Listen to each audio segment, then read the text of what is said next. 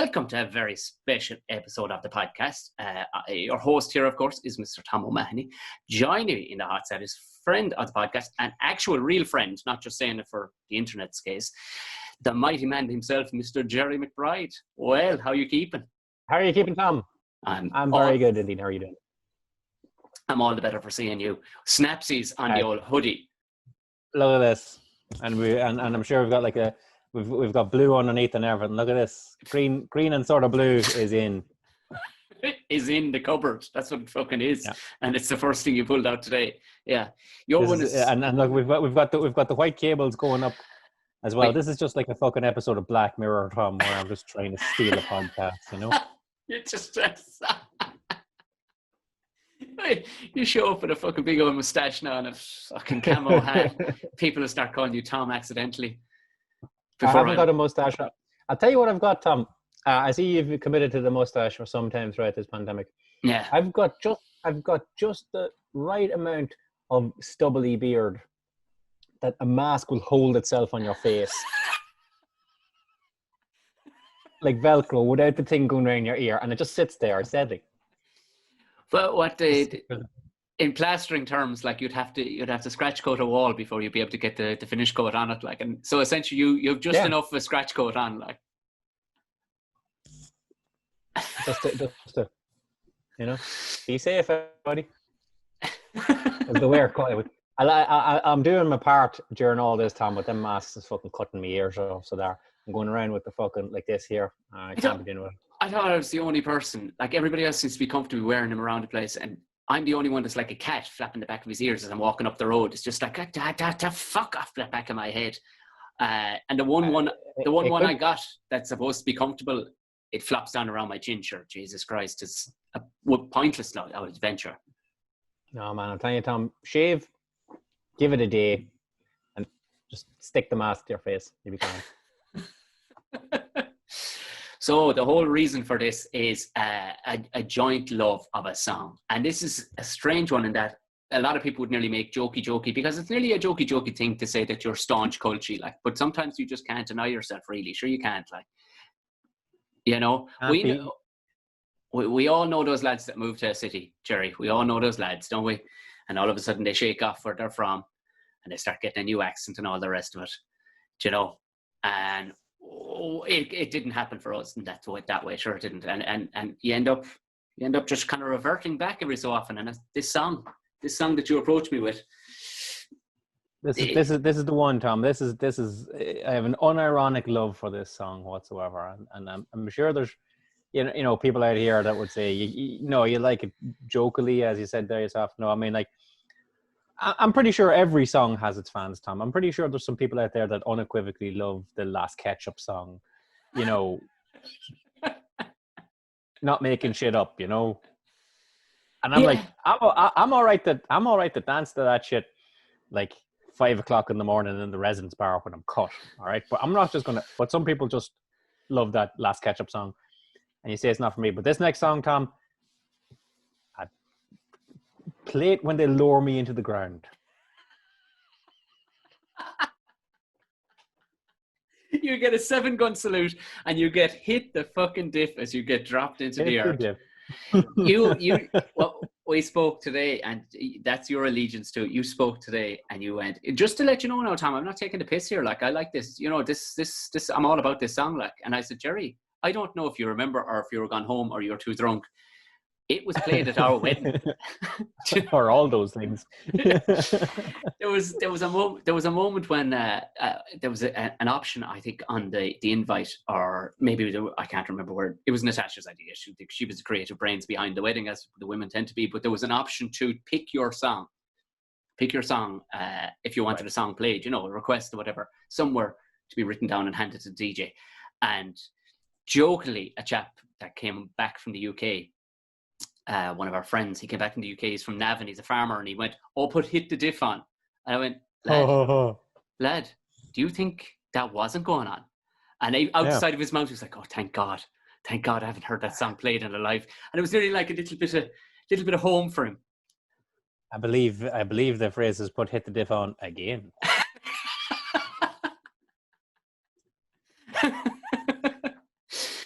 It's a song that, like that, it's I think it's hit over 10 million views. Marty Mone, he's from your neck of the woods, roughly speaking, he's from your neck of the woods, I believe. He's up that way. Yeah. He's a trucking gentleman. He's a trucking company, and he has it out there an awful lot. He's the whole truck covered and all the bits and bobs. And I've spoken with his social media manager and about even getting him on the podcast. But the guy is so busy that he physically, it's like, and even during this lockdown, because you know there's certain lax ways of looking at it, that he can physically play from the side of his own truck. He can arrive and not have to touch the ground. That man can just pull the curtain back. And all of us, as the curtain comes back, and say, did it.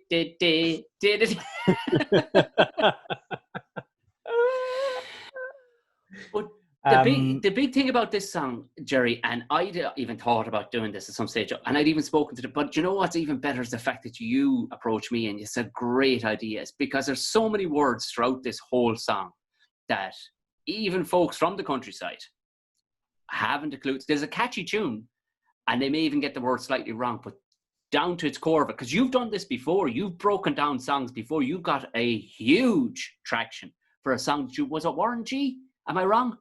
It was Regulate by Nate Dogg and Warren G. I love a song that tells a story, Tom, and that you can get into it. And you can do this. Believe me, if you're in lockdown and you have nothing better to do, you can bring up the lyrics to Regulate by Warren G and Nate Dogg, and it all fits into Google Maps. He's telling you exactly where he is. You can put the wee man down, and you can find your way to the East Side Motel. Not necessarily, but it's all there. A little bit of detective work, but it's all there. And as you said yourself, Tom, Hit the Diff is another one. It's a song about. I mean, we must admit, Tom, it's a song about a very niche subject. You say niche, but there's 3 million rural people in Ireland, so it ain't that niche. But it's not your conventional love song. No, it's not a conventional love song. I like the way you said conventional, but it's still not a conventional one. There's a form of love there somewhere, like it's right there, and you know, if Come Out Ye Black and Tans come on, you can find out what people are talking about there. Tell your wife you won medals in Flanders. Where's Flanders? And then you look it up, and it's all there. Oh, Flanders, right? Flanders is World War One, and these Black and Tans were fighting in World War One, and they did very well in World War One. Well, let's see how you do down around the lakes of Killashandra, which is in Cavan, which I wouldn't have thought would have had a high Black and Tan activity, but here you are, you know. I'm sensing a theme of a podcast coming up here where we just find songs that live. Yeah, it's songs that come on at 2 a.m. in a nightclub, broken down. But Hit the Diff is the one, and I knew you were the man to ask, Tom, because whereas you're like, you know, an industry-leading culture.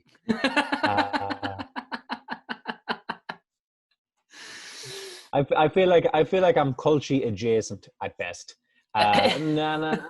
You know, I'm like, you know, this is like yourself being Roger Federer playing tennis against some lad that plays badminton the odd time. You know, I can a racket and ball, I can swing. I kind of know what you're up to, but I'm really going to need you to walk me through Hit the Diff, because I can sing every line of this song, but I would be lying to you and your listeners if I said I know exactly what Marty Mone is talking about in Hit the Diff. Well, look, I don't think we'll be able to play an awful lot of this without actually getting copyright pulled and all the rest of it. And I don't think even Marty Mone can actually give clearance on it. Normally it's his record company and whatnot. But we'll play bits and pieces of it. So here I'll just play the chorus. I'll just play the chorus. Oh, hit the diff and pray that she goes all the way. When I'm flat to the mat with the party hats, I'm heading for, they'd say. They thought we were quitting. Well, when the sun went down, with a flame from the pipe, we drove all night to the fuel it ran out. Oh, give me a yoke. All right, so I think that's gotten people nicely fucking lubricated up, because immediately after this, I know for a fact at least 70% of my listeners are going to go and find this. Now, it has been copied. A chap called Richie Ramo has actually copied it, and he's cleaned it up way beyond. It's like you can't sometimes you just can't. It's like driving a clean Land Rover. You know what I mean? You can't. I had a couple of people that said they didn't like Hit the Diff, and I was like, bitch, what? And bitch, and they what? said, yeah, I don't like it, and they sent me the link of it, and I'm like, what the fuck is that? That's Richie Remo. That's not Marty Mone. And there is a difference. I'm terribly sorry. The Richie Remo version, and he seems like a nice chap, and I don't begrudge anybody making money for themselves, but it ain't it, man. It's not Hit the Diff. It's not it. It's the boys' version of It's Only Words. You know what I mean? It's yeah. You want the Bee Gees, man. You want the OG. Yeah, that's so. Do you know what? Let's jump straight on into it. So you searched and you sent them on to me. You sent you sent me the lyrics. The lyrics. You did, of course. Yeah. Let me just bring them up here in front.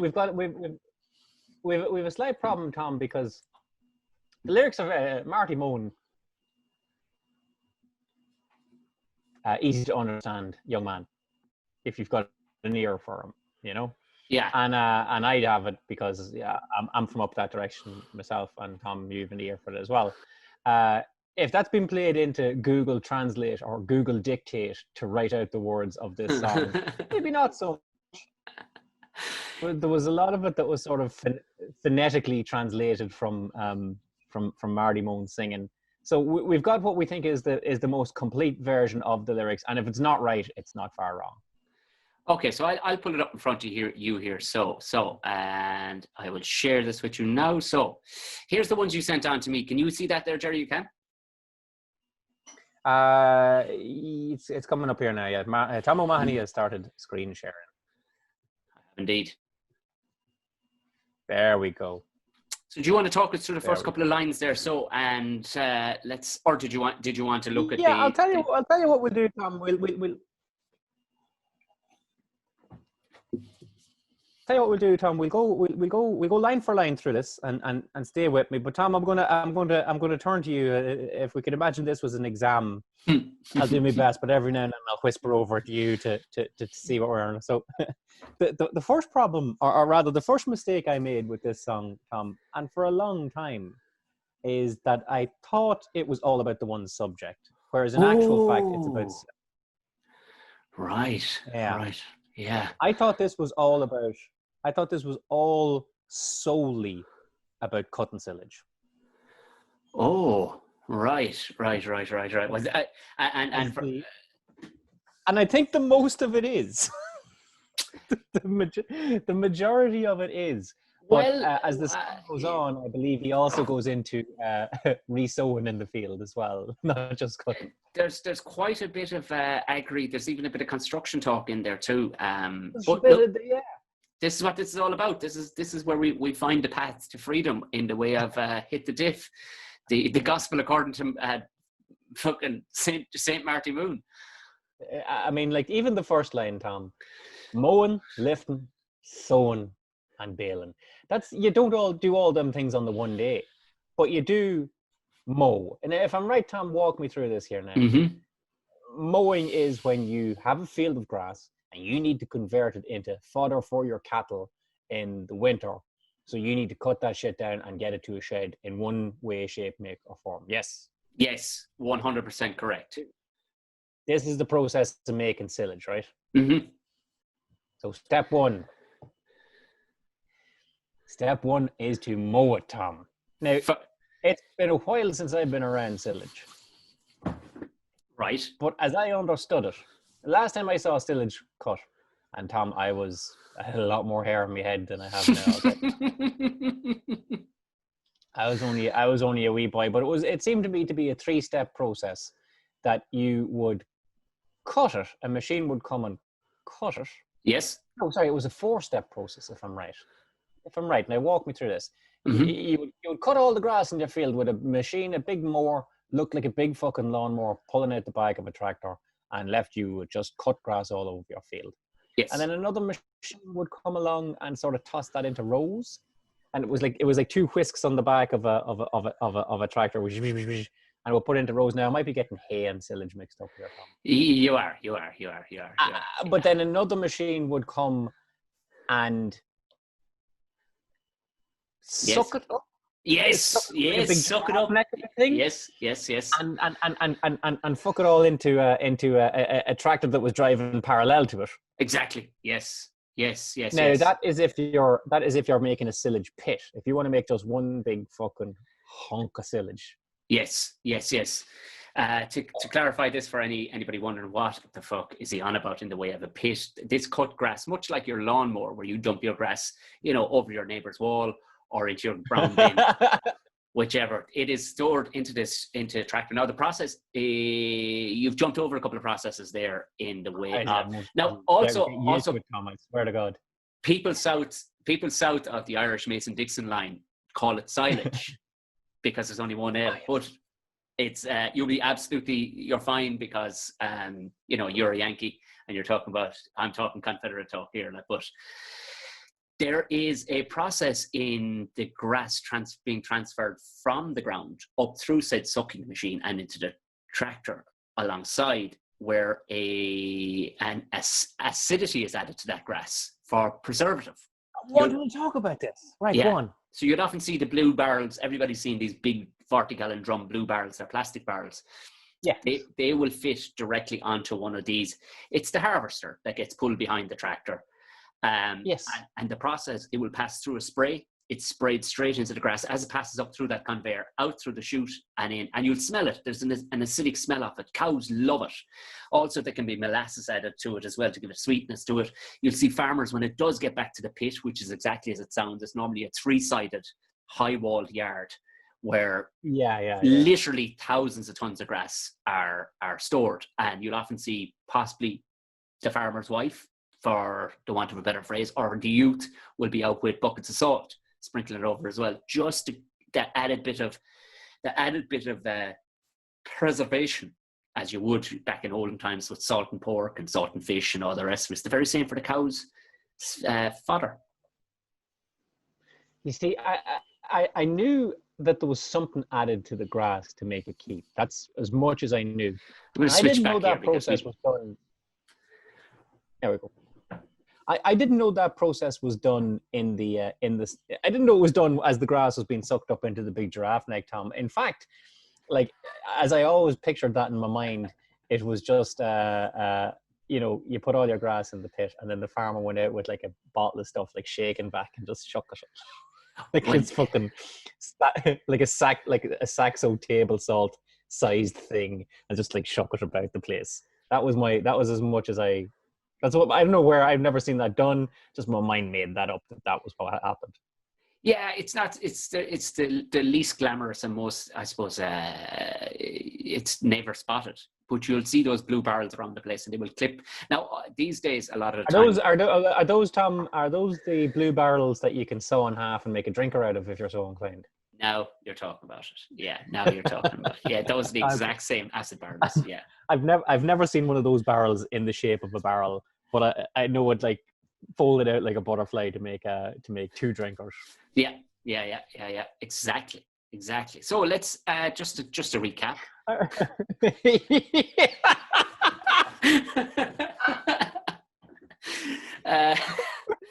We're fucking 20 minutes in. We got as far as mowing and lifting.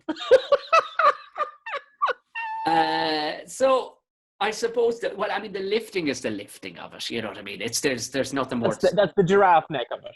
It is. But it's. I mean, look, the way the guy is using it, sewing has no business in that sentence. Essentially, if you are going to talk about what you're. This is what threw me, because I'm like, because the rest of it is the mow it, lift it, bale it, bonk, bonk, bonk. I'm like, wait, no way. Oh shit, Marty, you're throwing in a sewing in here. This is like a birth and death thing in the first line. It's like, yes, you sew what you lift, you bale what you lift. You can't have life without death, Tom. This is some fucking circle of life shit here. No. Marty Mone, song about silage. Marty Mone has kicked Simba down the stairs here just to make a song that actually rhymes. So no, there is no circle of life here, because the man has thrown in baling into it as well. So you won't be doing any lifting in the way if you're going baling. You won't be doing much drawing. Right. That's 2 different things. And also hauling, you're not really going to be hauling bales. Bales, people will see bales more often now because they are a lot more user-friendly in that you can just take one of these little giant, black puddings and take it out to a feeder in the middle of a field or whatever at a time, rather than having to buy a whole new piece of machinery to go peeling back the giant piece of plastic that they've put over the pit that we talked about. And so almost nobody does pits anymore. It's nearly always baling nowadays, wrapped black plastic. Although you can see white ones and pink ones as well, but it's typically black plastic. And is there a benefit, Tom, to having little sort of nuggets of bales, little nuggets to the fucking height of a man, against having a pit? Is it just like your own personal preference? You can do whatever you want, really, can you? You can, but I mean, realistically, they're cost effective in that you've now cut off all the hauling. So you don't need to bring a team of 10 tractors out or 7 or 8 tractors out to go hauling it with these giant trailers back to a big pit. Now, it was always a great day on the farm when this would happen, because every neighbour's haul is brought in. It was a great community event. It was like Quakers or something. There was always food being cooked in the kitchen because the men would be on the job from 5 a.m. till 10 or 12 or 1 o'clock at night. But no, the round bales all round are far, far superior, because also you can transport them much easier. A farmer can go and take one and go feed his cattle up the top of the field, or he can move it around from place to place. So it's, you have to have one big designated concrete yard. So if you're a new farmer or, it's a lot of money to put in one of these huge big concrete pits to take all this stuff. You know what I mean? And come here, out of curiosity, Tom, how many cattle would one bale feed for how long? Oh, Jesus Christ! I'm like, now I understand. You're get used to this, Tom, because my kid is a little bit older than your kid, and when your kid starts talking, this is what it is all fucking day. Is this it? Yeah. Hey, you see that thing over there that you've no expertise on whatsoever? Why don't you go ahead and tell me every fucking thing about it? You start to make shit up, One bale will fill one of those round feeders, the ones where cows can stick their heads through it. They're like a big old, hamster wheel turned on their side. It'll fill one of those to the neck pretty much when you burst it open. And I guess, I don't know, will 20 cattle get at it and do a good job of it over a day or two? I don't honestly know. It's a good long while since I did any of that kind of business. So will we move on? So the drawing and hauling. The drawing and the hauling. See, I always would have said they were the one thing, Tom. They are. Right? They absolutely are. You'd always draw silage and you'd always draw bales. You wouldn't really haul them. If you were hauling them, you'd probably be putting them on a truck. You might be selling a ton of good silage to the UK, which a lot of farmers do here, especially in the south. They would put it on a trailer and sell it to the UK. And now you're hauling when you've got a truck, Yeah, hauling suggests a longer journey than drawing, right? Yeah, drawing is typically from one of your fields back to your farm. So you're probably talking a kilometre or two, you know what I mean? I can get that. Now, buck raking, Tom. What are your thoughts? What are your thoughts on buck raking? My thoughts on buck raking is that it's not a thing. It's a bit of, it's kind of doing the rule, if you know what I mean. It's a phrase for when you're perhaps doing harm in a tractor, like when you're tearing up the ground, like when you take a divot when you're playing golf, you know what I mean? Like if you take a divot out of the ground when you do a golf swing, you're like, oh, I'm buck raking there. Or it could actually be something very academic. Okay, well, let me just clarify exactly what it is, and I want you to just have a look at this. It is a thing.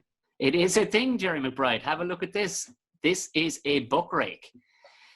And if you want to explain it to the audio listeners who aren't watching the video here, what are you seeing, Gerry? What are you seeing on the picture? Let me take a look here.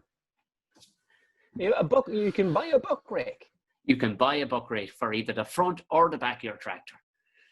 And yeah, it does sound like a bit of an insult, no doubt. You fucking buck rake, but it isn't. It's actually... Yeah, I always thought it was like you gulping, Yeah, no, it's actually a piece of machinery with forks sticking out the front of it, and it's for pushing essentially that big pit of silage that we were talking about. No, silage pits still go on. If your cattle are in close proximity, it is the cheaper option. than doing a huge amount of bales. But some big farmers, you know, if you have 1,000 acres around you, or 1,500 or 2,000 acres around you, and all your cattle are in close proximity, a pit is probably the way to go. Well, fuck me. That is a book rake, gang. If you, for those of you not looking at this on the podcast, it's after coming up on my thing. It's what is it, Tom? It's like a wall with a fork. Yeah. It's like a wall of steel put on the front of a track. It's like a snowplow with loads of teeth, spikes sticking out around the edges of it, the bottom and the sides primarily. It's so you can essentially push, because the tractors can dump it into that area, but they can't really put it up into a nice, neat pile. That thing will do a nice, neat pile on the front of it. Well, Jesus, that's some machine. Tom, you see, this is why I knew that this podcast had to be done. Here's me blissfully wandering through life, not knowing what a book rake was. And that's a book rake. That's a book rake. Excuse me, can I have a look at the book rake calendar there till I see what I can... Right, so Gerry, we are the guts of 26 minutes into this, and we've only gotten to book raking. I know, it's interesting stuff, isn't it? Well, do you know what it is, Tom? There's a lot I didn't know about agriculture. But like, we know Marty's a little all over the place. For example, his next line is backing, stacking, ploughing, crashing. Now, you're not going to do all them things in a row, Tom, hopefully.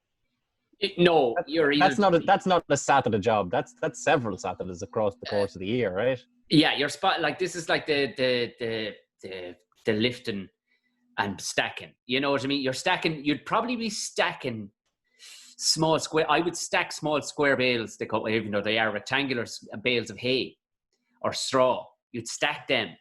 But you'd also stack round bales. Now, I've seen round bales often if you'd be driving down the country and you'd see like a row of round bales and then another row of round bales on top of it, and then like, you know, messages painted on the side of it as to who was and wasn't welcome on your farm. Yeah, feck off crows. Yeah, there's a great one. Feck off crows. Outside, Jesus, it's the poor man's Killarney. It's down. It's still a great town in Kerry, and it's famed. And you'll see when they replace one, they'll have to type in right back in the E or whatever, feck off crows. I would lean towards, though. I rarely would you say I'm heading out to the field to stack a few bales there. It's farming has gotten a bit fucking lonely. You know what I mean? Once upon a time, it took the neighborhood, you know, like they say, a village to raise a child or whatever. It took a neighborhood to go stacking bales. You go stacking bales for a week, you know. Yes. But you would, with round bales, you fuck off and you do it yourself. You can even draw the trailer into the field yourself. You scoop them up with your little forks at the front and you put them up on the trailer. You know, it's a lonely old. It's not the crack it used to be. So I'd say Marty is harking back to the good old days. Even the small square bales are almost impossible to get nowadays. They've all gone big ones or big round ones. I've seen these big ignorant square bales, and like, I don't know what it is, Tom. Like, I don't have a dog in this fight. I don't have a farm, but for some reason when I see a square bale, I'm like, I don't fucking like that. I know what you're saying. I gave up farming a long time ago, but I'm not okay with it. I'm not okay with it. I'm not okay. And that's why there is no fun to be had in them. You can't chuck them around. You can't make. See what Gerry, I know for a fact, you went to local fields and you made forts with those small bales. Yeah. And even when it was the round bales, Tom, I swear to God, if you had a row of round bales and you could leap from one to the next like you were fucking Super Mario. Oh, Donkey Kong stuff. Yeah. I mean, absolutely lethal if one rolled over to, you know, your neck or whatever. But this, you know, this is a song. There's no health and safety in this song. Basically, thankfully he doesn't get it. His next one now is ploughing. Now, like, if I'm looking at him here saying ploughing, like, you're not ploughing your field in the middle of the summer, Tom. So one has to assume that Marty's talking about the ploughing championship here. Possibly. No, that's going deep. I wonder, did he just swing it in there for alliteration? Did it fit? Well, I'd say quite a lot of them he did, Tom. Yeah. I mean, and just to confirm the backing too. Typically, you'd be backing up silage. So that would be in the trailers again. That's cut silage. That's not bales. You'd be typically backing that up into the pit, which we discussed earlier in the lecture. This is fucking but like weird. At no point in the fucking silage generating process do you plough anything. No, Well, like, absolutely not. I No. think we established in early doors, Tom, that this is not all about Sillage, even though I was for many years under the impression that this was a Sillage song. It's not. Well, I mean, we'll get to the chorus in a minute, and really that's the crux of it, is the line of the chorus. You'll see why it will refer to almost all of these activities. So as we all know, ploughing, if you are a tillage farmer, you won't do it for grass, for silage, because grass will fucking grow itself unless you wanted to sow something like a different type of grass that you bed out stuff growing, or some people go for ones like they go for a type of grass. It's elephant grass is what it's known as, and you'll get nearly 3 cuts of it a year. Arguably, it's not as dense, but realistically, you'll only be ploughing if you have wheat, barley, rape oil growing. These kind of things. That's the only time you'll be ploughing. And you're like fuck all that. I want something else. Yeah, that's exactly it. I need a new me. That's what I need. That's where ploughing comes in. New me, new field. Who dis? So this is your glow up when you plough and plant barley. But again, well, Marty's all over the fucking place because he's ploughing in line 3, but he's sowing in line 1. He's arse backwards here. Oh, every which way, because you'd sow then into said ploughed field. Right. You'd harrow first to break up those lines that you peeled out of the ground with those blades behind the tractor. He should have got harrowing in here, Tom. I cannot believe it's not in there. But if we know anything about Marty Mone, he probably has 4 other songs about harrowing. There's so much agriculture to come from that. Harrowing the field. Oh, milking the tit. All these, it's like he will do anything. Harrowing is just spelled like IN apostrophe, no G. Harrowing. yeah, exactly. Crashing is, so the line is back and stack and ploughing, crashing. Crashing is, it goes with the territory. I've pulled down many up here myself. And typically contractors, they're okay with it. Their insurances are huge.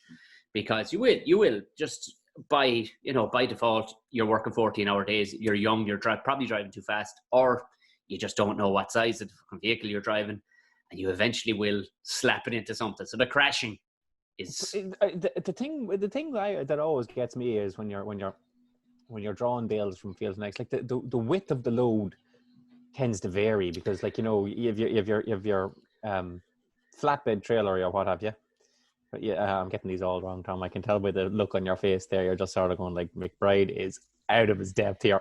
I like the way it's going because this is, there's other people will be listening to this right now who even know far more than me are going, listen to these two fuckwits. But you're making me look. I put it to you this, when I'm driving my car, I know the width of it. It's like a cat in the whiskers, I know where it's going to fit and I know where it's not going to fit. But like a trailer load of silage bales, could be a little bit wider one trip than it would be the next. So I don't know how these lads aren't just like whipping peers out of it left, right, and centre.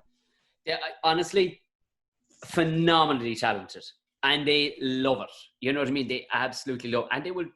They have. You see, the trick to getting good at driving against ditches is driving without consequence. I.e., the first couple of cars you buy aren't worth more than fucking 200 quid. So you end up knowing. Do you get what I'm saying? So these lads have driven through gaps from one field to the next. So there are gaps in hedges. So if you fucking pull down a bit of a fucking old gate post, no biggie. So you do that a couple of 100 times, the width of your trailer, regardless of how it changes. Because chances are these days, you've probably loaded that trailer too, because the front of the tractor will have a set of prongs on it for picking up said round bales. Of course. And you'll have brought the trailer with you, loaded again. Again, the lonely life of a contractor.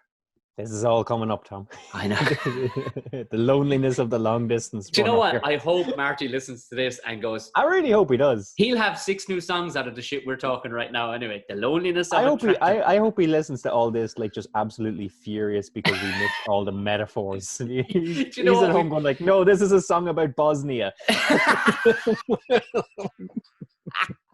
Why didn't you pick up on the this is a song about the fall of the Czech Republic. This is the Moldovan struggle. How you fucking idiots. You idiots took it at face value. I want to see this song go to the Eurovision. I swear to God. Oh my God. Amazing.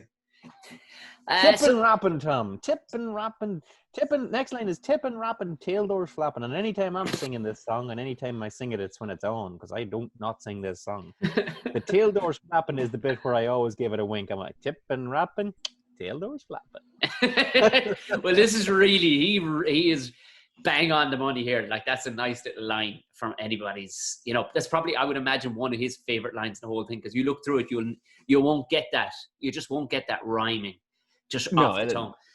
Yes. I know the tipping. Like, tipping is when you tip something up, that's all right. And rapping, if anybody has never seen a round bale get wrapped, ooh, look it up on YouTube. Get on it right now. Get on it right now. Mesmerizing. We're talking like 2 tons of grass spinning like a fucking basketball on someone's finger while being cocooned. It's like when it's like in Lord of the Rings when the big spider came down and wrapped Frodo. Only it's fucking a 2-ton ball of grass. Just it's fucking mind blowing, Tom. Well, do you know what's interesting too? If a crow were to pick, that's why a lot of people are changing from black plastic, even though it's the cheapest. They're changing to white or pink because crows are attracted to flappy, shiny black plastic. Now, if a crow pokes all the way through, because it'll end up being maybe, I don't know how many layers are on it, but it wraps and wraps and wraps and wraps. Let's say there's 7 or 8 layers of plastic over this thing, which, by the way, is typically collected by all farmers. They're all incentivized to collect it nowadays and send it for recycling.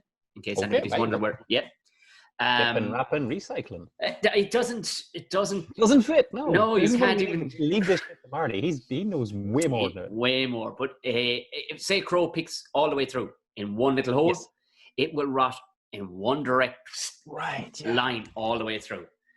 That's why you'll often see like large farms and stuff like that. They'll have the likes of you'll hear what almost sounds like a gunshot going off every so often, and it isn't a gunshot. Yes. It is the makings of a bullet, but without the actual projectile. And a lot of wheat farms will have these too, where it'll just bang will go off, crows everywhere. And crows, just after a while, they're smart, they'll stay away. They don't know whether it's a gun or not, they'll just stay away. Some people even employ a hawk for a week or two to skate around, to keep them clear. That's I do know the banger you're talking about, and we just called it a banger. Or there's a banger going off, and it's a thing that just it's like if you know it's what should have been the scarecrow in Wizard of Oz. You know, I don't want to see this guy made of straw come to life and want to get a brain. I want to see this fucking sentient robot shotgun. Fucking. Just shooting blanks everywhere. I'm shooting blanks. I gotta go to the wizard and learn how to not shoot blanks. And then he just at the end of the wizard's just like, you could fire all along, and the robot another robot pregnant shotgun is just like fucking guns for fingers and blasting flying monkeys out of the sky. That's the end of that movie I want to see. I just wonder what way Wurzel Gummidge would have gone if that was the fucking case. I'd like a slice of tea and some, you know. Yeah, and some double out. Come here to me. Tail door flapping is the one that there's something really nice about tail door flapping, because that's when that's if I'm right, that's when you tip out your grass and your door is rigged in such a way that it hinges like a cat flap. Only exactly from the top. You're spot on. That's 12 foot wide by 12 foot high. And you empty out your grass and you empty out everything, and there's just this little moment where your tail door sort of flaps in the wind like a dog wagging his tail. Yeah. And that's when you're okay. That's one job done. We're done. Yeah. We've no grass, and my tail door is just flapping like a dog wagging his tail, and everybody's happy. And that's what do you do then, Tom? You fucking go do it again. Exactly. Once she drops all the way down, that you see that hydraulic ram dropping all the way down, it'll just swing in the wind nice, and then boom, ting, ting, ting, ting, clip, and it just clips. There's no getting back and out. Off we go again. There's no getting back out to hook it back up again. It'll clip itself. It's a latch of sorts. So yeah, it's that moment you're like, fucking lovely. Didn't kill anybody. Great. Yeah. That's big. We're here now. We're at the height of the swing. We're not going up. We're not going down. We're just like, and now we're off again. Yeah. There you go. I feel that, man. I feel when Marty sings "Tail Doors Flapping," I feel that shit. Do you? Yeah. Oh yeah. Yeah. Isn't that funny how that's just like almost by osmosis through it? Like I think that's the poetry of Marty Mone's writing, is that even you weren't fully sure, you were, if I told you it was something else right now, you'd go, oh, Oh, okay. Yeah, if you were to turn around to me and go like, yeah, well, actually, that's like the tail door is a little valve in the engine. Oh, don't worry. We're getting at 3,000 RPM. We're pretty literal so far. To be true to the song, we're being pretty literal. Things are going to get fairly weird in a while. They get well, pretty. This next one, Tom. This next one. Speaking of fucked up, this next phrase here now. This next line of Marty's. Yeah. Contains a phrase that I think is going to need to be pulled out a little bit. Sucking diesel. Yeah. Now you're sucking diesel. Yeah. Tom, I've been hearing of people sucking diesel for 35 of my 40 years. And it's a phrase that will never go out of fashion. It will never go out of fashion. I don't know where it came from. I mean, for the longest time, I thought it was like you were siphoning off diesel. You see, you're from Monaghan, Gerry. You have to remember that. You're from Monaghan, where you fucking know, right? He could actually be called County Diesel. That you could actually be called drop the Monaghan on Weenie or whatever you are. Just call it fucking Diesel County. That'd actually be a great name for Diesel Land. Yeah. Diesel. That big 7-foot wrestler, he retired to fucking clone us. See, I'm playing to my audience right here, right now. You're going, more wrestling talk, Tom. Oh, shit, Tom.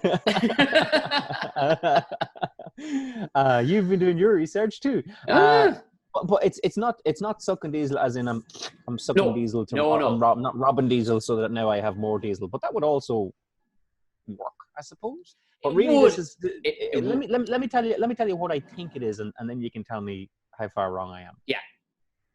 I'm assuming that the faster you're driving, the more diesel obviously you're going to use in a 1 hour period of time, and therefore the diesel is gushing through your engine quicker than it normally would. So you're combustion engines brought to you by Gerry McBride.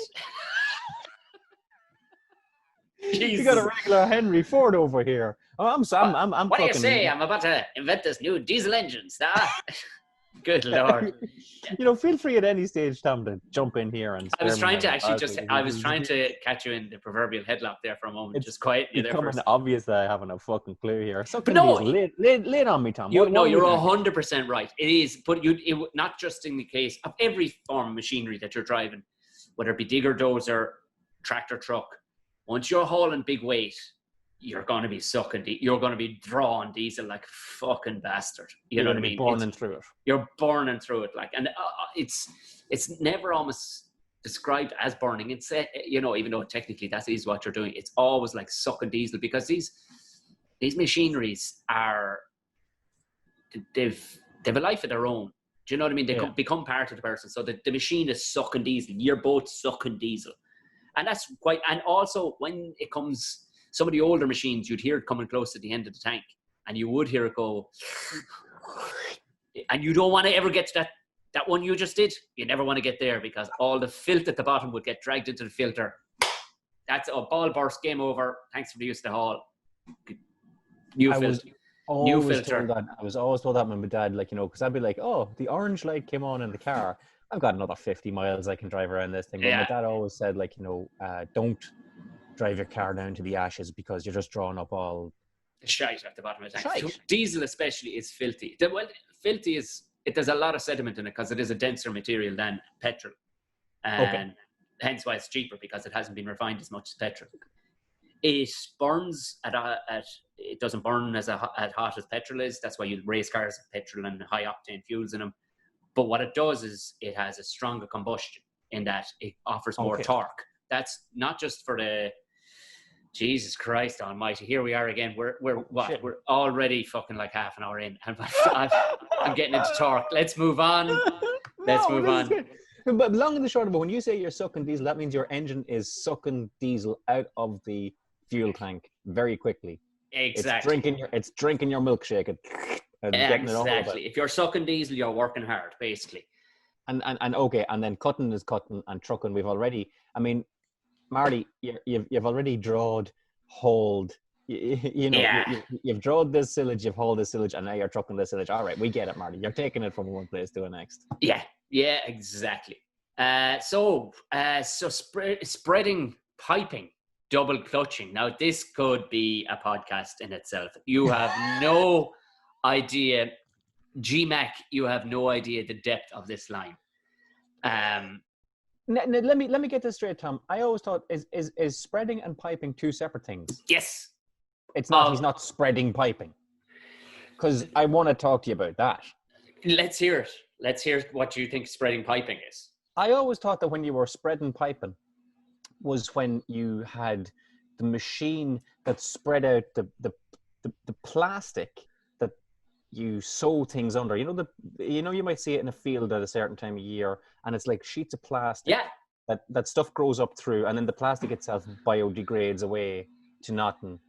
It's like and for some reason, Tom, and nobody told me that, I always thought that stuff was called piping. So I'm spreading piping. I'm spreading like this little polyurethane tunnel type of job. Did you go into the bakery section of this song? I don't know where you found piping, but I love it. I love that. I just because we, and it's probably because the mushroom houses and things like that, when we were up home, we used to call them tunnels. Yeah, well, it was a tunnel. It was a tunnel, right? And if you had like a greenhouse at the back, it was a tunnel. And these other things just looked like smaller versions of that. They put a track about that wide. Yeah. It's normally, so I think it's potatoes typically they do under those strips. It's just like a smaller tunnel. And then I just put tunnel and pipe together in my head. And you were spreading pipe, and you were spreading this fucking shimmy. I'll be honest with you, I didn't grow up in a tillage area. The County Meath would be a big tillage area. There'll be parts of Tipperary, West Tipperary as you head for Kilkenny, or heading for the sunny southeast. Some of those parts would be where O'Donnell's crisp would come from. Would be heading for tillage area. And I see it going up the N2, going up home anytime I'm going up home. When you fly into Dublin Airport, you look down, you see all these little shiny lines. Now, I don't honestly know if that's called piping. I read that as two different words. Spreading and piping. Spreading slurry. Spreading slurry. But also, Gerry, hang on to your hat, piping slurry. Can you pipe slurry? Because I think this is a setup for a callback later in the song. Okay. So piping slurry. Now I should have actually, I thought I got these pictures together for you to show it to you, but That's okay, don't worry. I'm painting a mental picture, Tom. So there are two forms of piping. Everybody knows spreading slurry. Everybody's seen slurry tanks. They come typically... If you haven't seen it, you've smelled it. Yeah, they come typically 1,600 litres up to, 3,500 for those big monster fucking trucks and those big monster, fields. Typically, the average one would be about 2,200. You go to a pig farm. Pigs do... Okay, will I explain where slurry comes from? It's pig shit. It's pig shit. But yeah, okay, it's gotten from underneath slatted units anyway from pig. So they spread it on the field because it's a great fertilizer. Gotcha. Not long. Circle of life, Tom. Not long after cutting silage, it's often a good idea to get it onto your field, which it is illegal in this country to spread it during the rain because of runoff, top of the soil runoff into rivers and streams. Okay, and that's bad.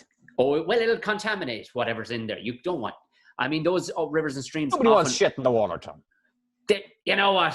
I mean, it's a phrase for life, Gerry. Nobody wants shit in the water. Don't muddy the water. And that phrase, I believe, means San Diego. No, it got...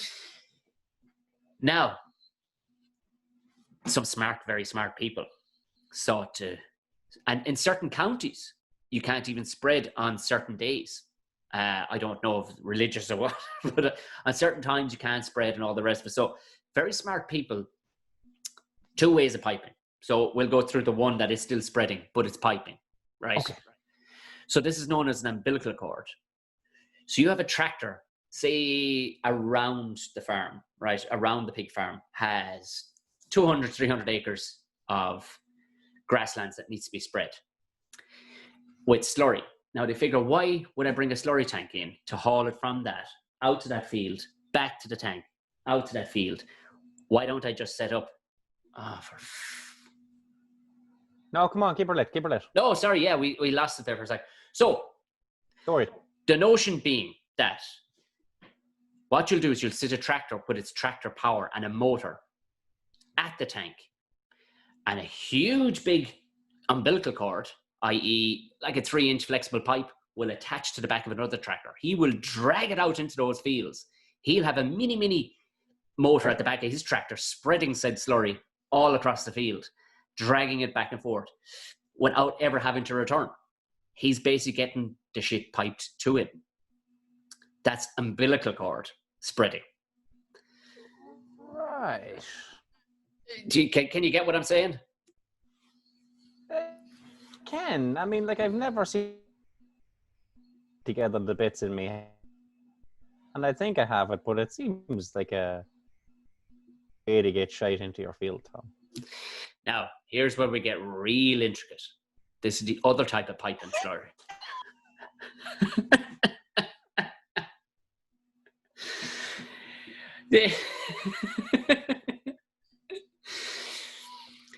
So now you have a tanker on the back, or you may have the same umbilical system can be set up close to the tank, pumped out.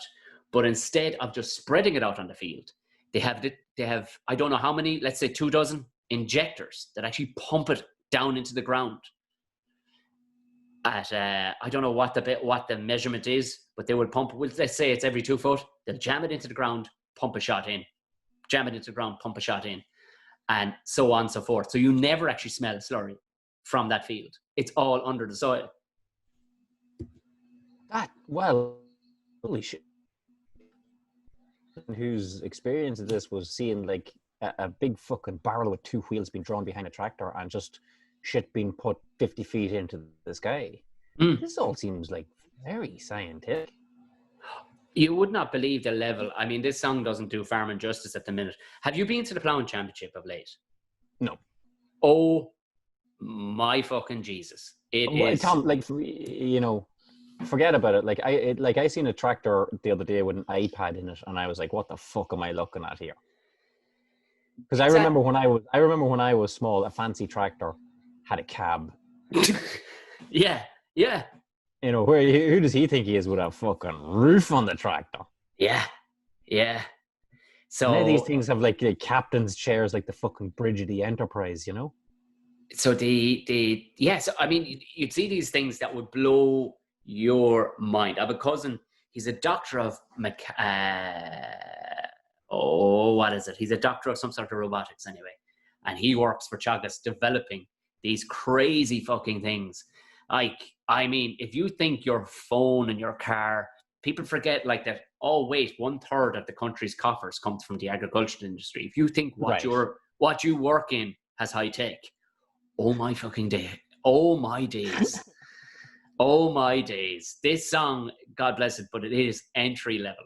It is entry level for people learning about agriculture. It is astronomical, the level of tech that is in farming nowadays. I'd imagine that like it's like you know the way the military gets the best of everything, like, you know, the military grade communications and all this kind of thing. I'd only imagine like that agriculture is only one step right beside it. Oh, it gets all the moo. It gets all the moolah. So so those are the 3 forms of, from what I stand to be corrected. You might be 100% right. There'll be farming chaps listening to this going, for fuck's sake, Tom. But those are the 3 forms of spreading and piping. So you have umbilical, you have injection, and you have straight up tanking. Now. What? I know. All for shit. That's I don't know what to tell you, Tom. Like, honestly, I really just thought it was like fill a tank with shit and go out and spread it behind you. Yeah, you would, wouldn't you? Well, and now that you've told me that that's illegal, Tom, I'm like, I've got a couple of boys to report. Now, this is where the next part of that sentence, this line. So, spreading pipe and double clutching. Do you know what double clutching is? You've seen Fast and the Furious. I was just going to say Fast and the Furious. That anything I know of double clutching comes from Fast and the Furious. There's a line in Fast and the Furious where he goes like, in the first movie. And if you ask me how I know this so off by heart, I used to work in a place that sold tellies, and the Fast and the Furious was like the only DVD we had. And like, I honestly watched that first movie like fucking like honestly 600 times. SWAT came into my house, disrespect my whole family, and it was you to. And I'm like, and it's like I've watched that thing like a fucking 1,000 times. I close my eyes, I see it playing, right?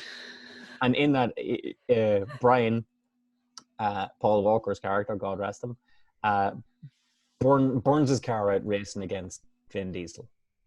And, you know, he's all happy at the end of it. And he's like, I nearly beat you and all this kind of thing. And Vin Diesel's like, you never nearly beat me because you were granny shifting, not double clutching when you shoulda. And I'm like, I don't understand the fucking half of this, you know. But here's Vin Diesel, a 40-year-old man playing a 22-year-old fucking DVD robber. So I'll take his fucking word for it, like. Essentially what double clutching, it is exactly that. It's dipping the clutch twice but only changing that gear once. But why would you do that? Because what it does is it allows the engine speed to catch up with your gearbox speed, and there's a faster synchronization. So you actually end up, if you can do it really quickly, the gear change that you're not seeing underneath your feet and in around the engine bay is actually happening much faster if you can double clutch correctly. All right, so let's just double clutch real quick here, Tom. Okay, so I'm driving my car. Okay, so we'll drive a car first, and I'm assuming we'll translate it to tractors because Tom, I've tried to do this in the car. Of course, we all. I think one of the reasons why I failed is because I didn't know what the fuck I was doing. It wasn't in the Citroen. It wasn't the Citroen. Yeah, listen. Don't worry about it. It's I'm going to be honest with you. It wasn't entirely your fault. Come the end of the day, come the end of days in the Citroen, that thing would go from second to fifth in one go without touching the clutch whatsoever. Well, that kind of leads us to why Marty would be double clutching. We're talking about double clutching for race reasons here now, but we'll explain it. We'll explain why he's doing it. Okay, so I'm driving. And in a conventional, on any given day, if I want to go from third gear to fourth gear, I'm driving, I would take my foot off the accelerator, put my foot down on the clutch, go from third to fourth, and then reverse the process. Clutch up, accelerator down, and drive. Exactly. So that's how I would drive. And I got to be honest with you, Tom, it's been doing me fine. I never didn't get where I wanted to go. I won't say, if only this process was slightly more complicated and would fucking send me back to the future or whatever. Well, okay, so you walk me through how you double clutch from third to fourth. Double clutch. So, same process. You can make noises if you want. So, that was the clutch for everybody listening. So, you'll clutch, deaccelerate, clutch at the same time. So, that's your movement. Take her out of gear. Okay. You will now clutch again, and then you'll dip the accelerator ever so slightly, which causes the engine speed to pick up and catch up and synchronize quickly with how your gear linkages. Now, only a good ear will do it for racing. You'll hear it, and you'll go, oh, here she is, bang, bang her in. So now you've clutched twice, revved once, got her into gear, and then you're back down revving again. So you clutch, take her out of gear, clutch again, rev a little, bang her into gear, and then you're off, back on the accelerator again. Okay. So the idea being, it's. But to what end, Tom? It's to speed it's to speed the engine up. It's to basically tell the engine, can I catch up to fuck with the gear or to synchronize with your gear linkages movement. That's what it is.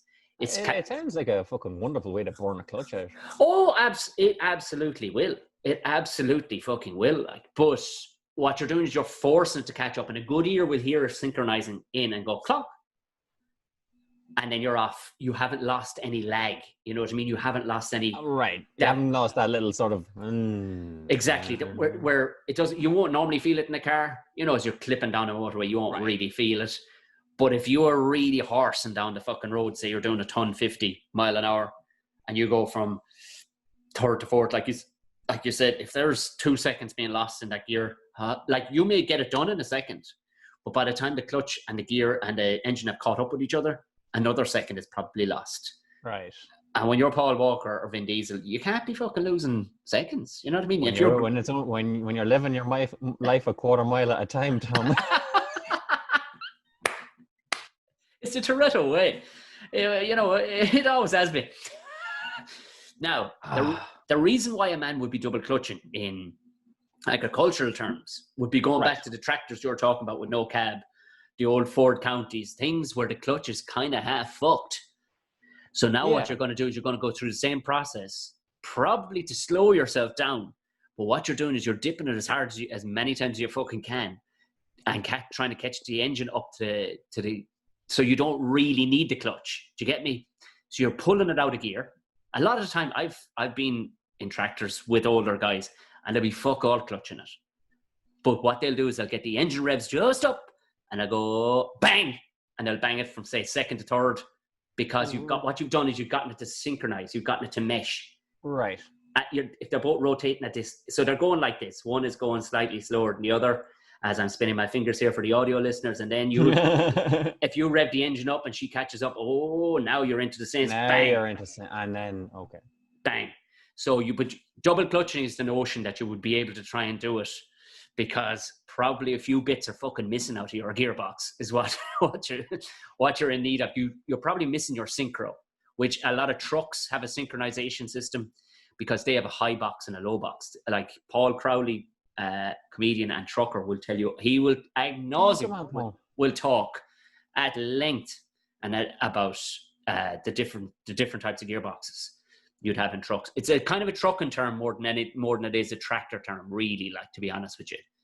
All right, so Marty's not double clutching here, in a bid to get this field mode in a quicker or more efficient way. He's double clutching because what he's driving is fucked, basically. Double clutching because he fucking has to. Yeah. All right, okay. I mean, there you go. I think that's the technical. We've got two more lines in this verse, and I think that's the technical stuff gone out of it. The rest of it, I think we're getting it. I mean, the next line is fairly straightforward. I don't think we need to go line by line with it, Tom. Spinning, sliding, digging, rigging. Now, rigging might be the spinning, sliding. Yeah, you're going to spin and slide a little bit now. But of course you are. This is now that we're spinning and sliding and digging, Tom, that's going to get us to why a reason someone might hit a certain button in a little second here. But rigging, he's rigging something, isn't he? Yeah, I mean, rigging could be also a term for, you're driving your big rig. I mean, a lot of the lads maybe he's on a fucking northern pirate ship for all we know. A lot of the lads, he's fucking running up the rigging. Yeah. He's an old blue coat from back in the day, the sails. But it's a lot of the lads in the northern counties tend to call their trucks rigs. Right. They do still have CBs. They are living the eastbound down. They're If it works. Yeah. Hey, listen. That's where now we can get into a whole other thing. We can talk about where the origins of country music actually came from and bluegrass actually came from, and why those people are known from the Virginia hills as hillbillies. I bet you can't guess why they're known as hillbillies. Go on, take a stab. I think this song here is kicking our ass at the minute. Yeah, you're right. You're right. Hillbillies. I don't know where did the billy come from. The hills. If they are from the hills, then where did the billy come from? King William of Orange. And how the fuck did he get over to America? He didn't, but his followers of whether they be what do they call them? Scots Irish or Scots Northern Irish Scots, as well as Protestant Northern Irish people absconding to the Appalachian Trail. Well, there you go. And they brought their music with them, which, living that long in the mountains, ended up being bluegrass, which went on to become country. And they became known as hillbillies.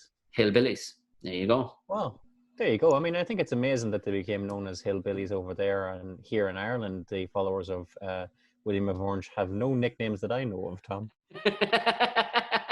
Moving swiftly along. So rare and tearing, losing, winning. I think that, he's just really just thrown his hat down and said, right, fuck it, we're part of this world here. Yeah. We're raring to go. We're going to tear into this. Some you win, some you lose. You know what we need to do right now, Tom? Before we actually, I need to put the brakes on you there, Gerry, because there's a dispute here I'm having. I've listened to it over again today because I thought I was losing my fucking mind. But I think this was the lyrics are wrong. I don't think it's Google phonetically listening to a man and not. I think he's losing weight. He's losing fucking weight somewhere, heading to a way. You know what, Tom? Heading to a weighbridge. He's fucking shitting it because he's at 42 tons or something like that, and he's like, "Oh man." I actually, now that you say that, I have actually picked that up a little bit in it, that he's raring, tearing, losing weight. Yeah, I have heard that. You're talking about when he's going to a weighbridge that he's intentionally losing weight. Yeah, i.e., fell off the back of a truck. You know, I once came around a roundabout on the day of the Christmas holidays when I was in the building game, and I had 2 junior engineers with me, and we came around a roundabout at the Bandon Road roundabout in Cork, and a Mr. Kipling's truck door literally flew open, just as we were exiting the roundabout. And French fancies and custards and all sorts were strewn all over the road, Mr. McBride. Well, I tell you, he was losing. I thought all sorts were Barrett's, not Mr. Kipling. Oh, well, no, sorry. Oh, Jesus, well, I'm sorry. All sorts of pastries. I'm sorry. I beg your pardon. And I got sent to 2, but I said, get the fuck out. What for? It was like 7 o'clock. And get out and get every one of those because your man just drove on and pulled in up further, and he was like waved his hand at the situation. I think, I mean, you could be losing stuff off the back. I mean, truckers all the time lose stuff off the back of their truck. But if you've ever driven behind like a fucking lorry or a trailer load of loose silage, it sort of spills out the back. Like, it looks like water just falling out of it. You know, it's constantly spilling out of it as they're driving along behind the back. I don't think it's an item. I don't think it's a harvested item. I think he would have said it otherwise. I genuinely think he's switched over into trucking here, and he's like, I need to get I'm 2 tons over, boys. I need to get this off before I hit the weighbridge because I'm going to get fucking goosed. I mean, it's very possible that's what it is, Tom. And we've commended Marty Mone's songwriting abilities up to this point, but if that's indeed what it is, he missed a trick by not just saying losing, winning, because that's fucking sitting right there. I may be totally wrong, but I hear losing weight, and we might be looking into it. Might be losing, winning, but we'll park it where it is, and we'll go on into where dreams happen. Do you know what, Tom? The last thing we want to do here is overthink this song. We say that fucking nearly 2 hours into. We say that 2 hours in, and we're fucking 4 lines into it. we finally got to the chorus, Tom. We've got the first line down, and we got to the chorus. Yeah. So after raring and tearing, we now find we're spinning, we're sliding, we're digging, Tom. We're stuck in muck. So what can you do in a tractor? What can you do to get you out of this fucking hole, pal? And of course, it is the line itself. It is, "Oh, hit the diff and pray." I fucking love that so much. It's so, there's so much Ireland in that song. There's just, my Lord. And pray that she goes all the way. So that's the entirety of the line. Is, "Oh, hit the diff." That's the entirety of the line. That she goes all the way. And come here, Tom. We'll do what we're doing up to this point. Is I'll tell you what my layman's definition of the diff is. I think I have a funny feeling you're not as dosh as you're making out. I actually know this. And I'll tell you why. I know what the diff is. When I was in college, 20 fucking years ago, I was in college with a guy called Joe McCardle. If you're listening to it now, Joe, how are you keeping? And he had a tractor, and he taught me what the diff was. And anytime we were out fucking drinking, and it looked like the road was insurmountable to get home, and our legs were failing underneath us, Joe would shout out, "Hit the diff." Or he would shout, I don't think he said "hit the diff." He would say, "Oh, time for the diff," or "differ."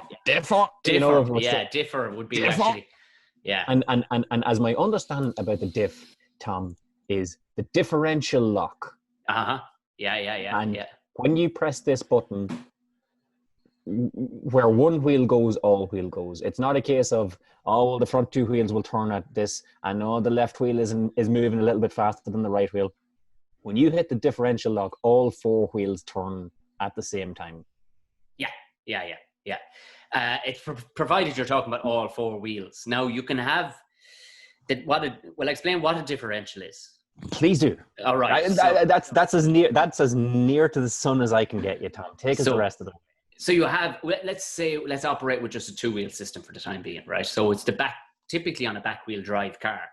If the power is being driven through the back wheels, i.e. BMWs, a lot of German cars, BMWs, Mercedes, Toyota twin cams, cars that tend, they normally say, steer from the rear. You'll hear this shit from lads who love a bit of drifting and all the rest of it. I do believe Marty Mone has a fucking song called Steer from the Rear. He does. And I think he's got one called Dip the Clutch as well. You know what I mean? It's I don't know. I don't know where he gets it. I don't know where he gets it. Amazing. But a differential, typically what it is you have a straight bar as you would in an old pram, if you can imagine, two wheels, either end, you've got a straight bar, i.e. the axle. All well and good if you're going at slow speeds and you're going in a straight line. But if you need to take a tight bend, what will normally happen is both those wheels will want to turn at the same pace. And you'll end up getting, they have to turn at the same pace because they're on the same axle. They have no choice. Now, all of a sudden, they can do about it. One will start digging in on the left-hand side if you're making a left-hand turn, and the outer one will start scraping because they just don't know how to make a turn because they're the rear wheels. They don't have any turning arms on them. Okay. So what a differential is in the middle. If you imagine a couple of little cogs passing over each other that allow the wheels to change speed as per the traction under them.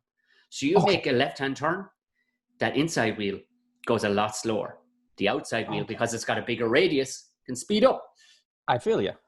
Now, if you get bogged or you get one wheel caught on, say, a stone or some muck or whatever, and the outer wheel that has almost next to no traction, because you've got the differential on your axle and you've just no choice, it's there in almost all cars, all rear-wheel drive cars, the wheel will just spin away because there's no traction. Now, what it'll do is it offer 50% of the traction either way. Now, if you can lock the differential, i.e. a pin comes across and stops those two cogs, those two fucking twin cogs alongside each other, it'll stop them from spinning in separate directions or at separate speeds, and it'll force all the traction through the stuck one. So now what you've got is you're back to old school, one axle, fucking old school pram, and she digs in at that stage because now you've got no choice. You want to go in a straight line, you're stuck up to your bollocks, you're not doing any fancy turns. You just want to go at the same fucking time with 50-50 going through the back wheels. She'll dig in. And that's why you hear some lads with old twin cams and stuff like that. What they'll do is they'll either replace it with a limited slip differential, which allows you to do exactly that, just like a tractor, or the old 110 Defenders. Land Rovers used to have it as well. What the lads will do is they'll weld it up the fucking middle.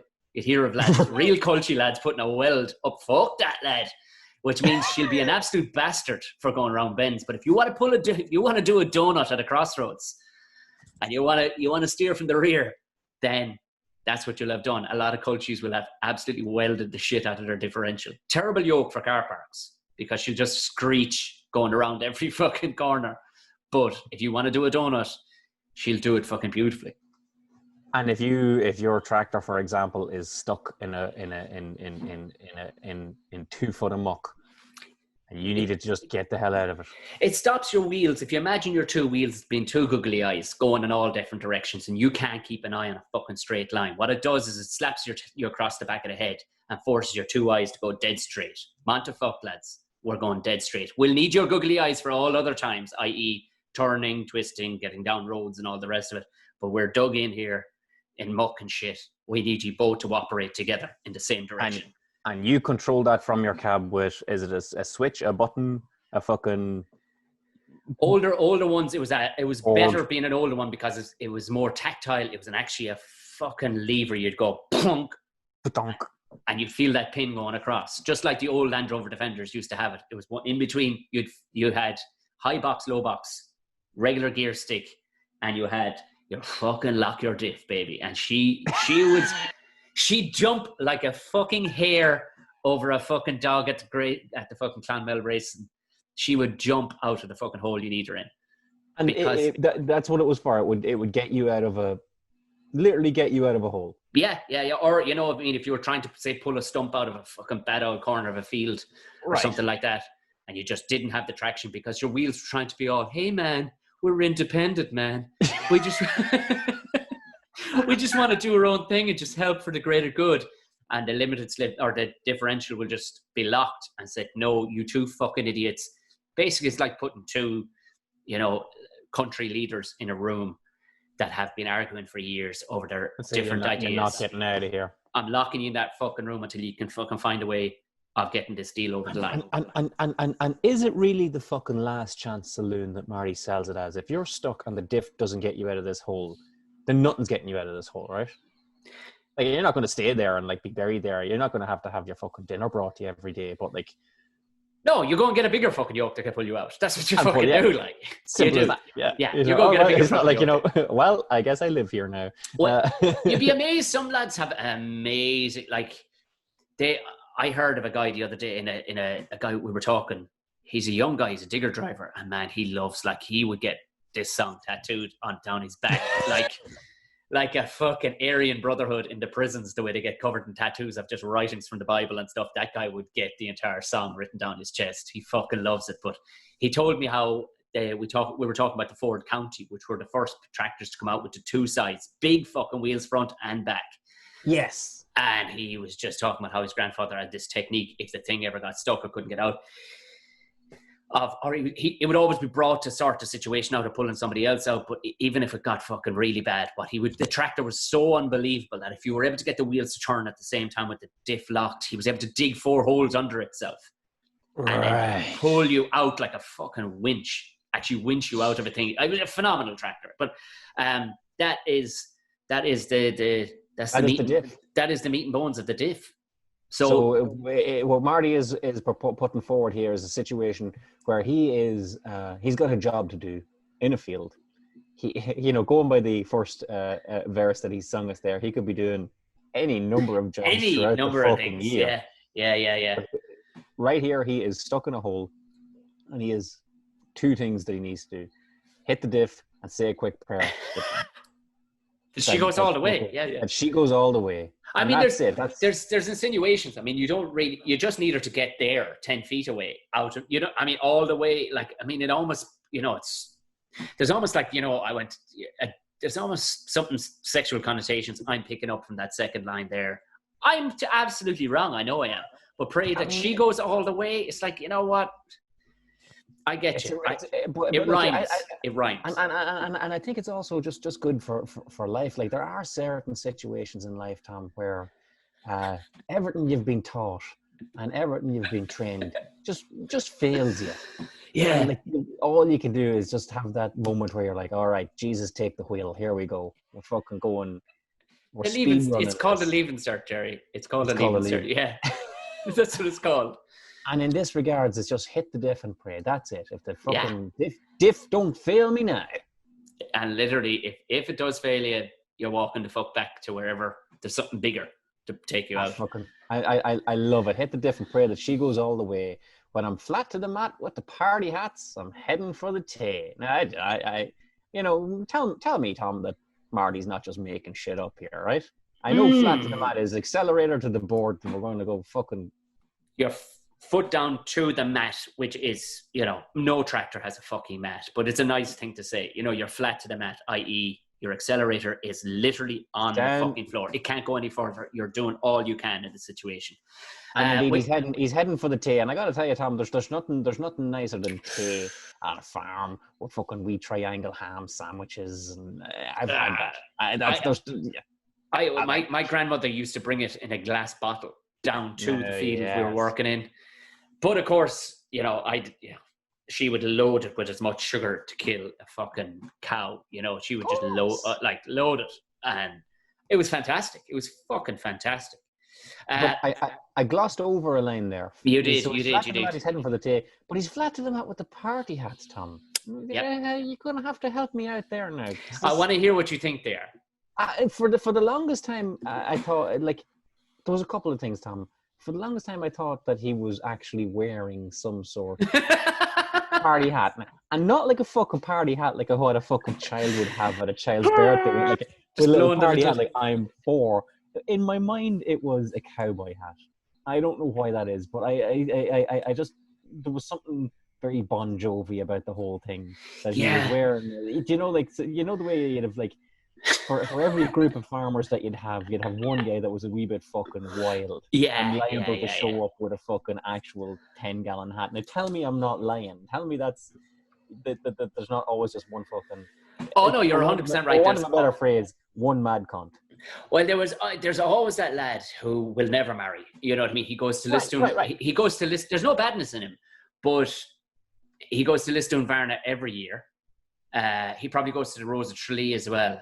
He can guzzle pints, you know, and he lives and breathes fucking hydraulic fluid and fucking diesel, man. You know what I mean? He lives and breathes it. And like that, he might have spent a month visiting a brother in Canberra or Perth, and he ended up with this dry as a bone hat. You know the style? They're the... Yes. Yeah, and he's had it that long. It's the living shit is bed out of him, and he still talks about the time, you know, how good it was in Australia. I got that when I was in Australia. Yeah. And the only other thing that I had for this party hat, Tom, was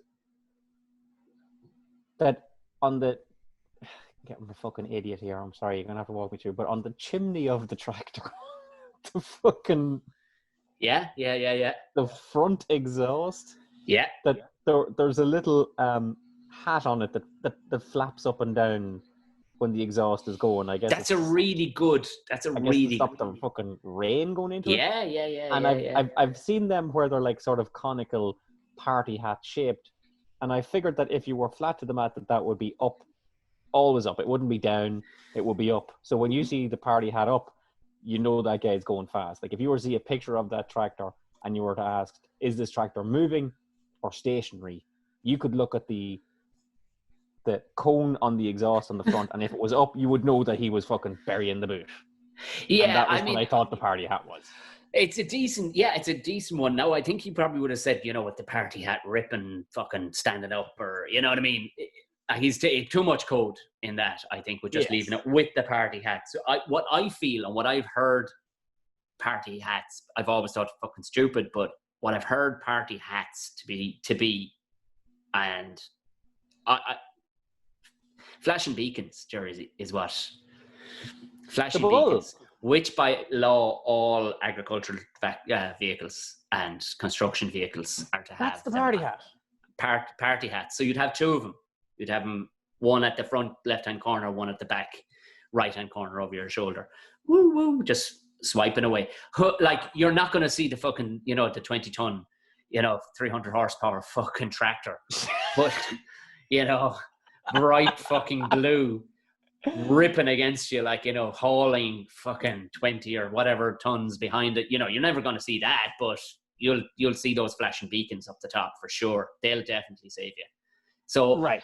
I stand to be corrected. I would love to hear from the podcast listeners what they think they are. But I have it in my head, as I heard that song day one, as the party hats were flashing beacons, that they were flat. They were flat out. They were flat to the mat as well. Just fucking... Are you sure it's not what I said, Tom? Which took several leaps in judgment to be even slightly right.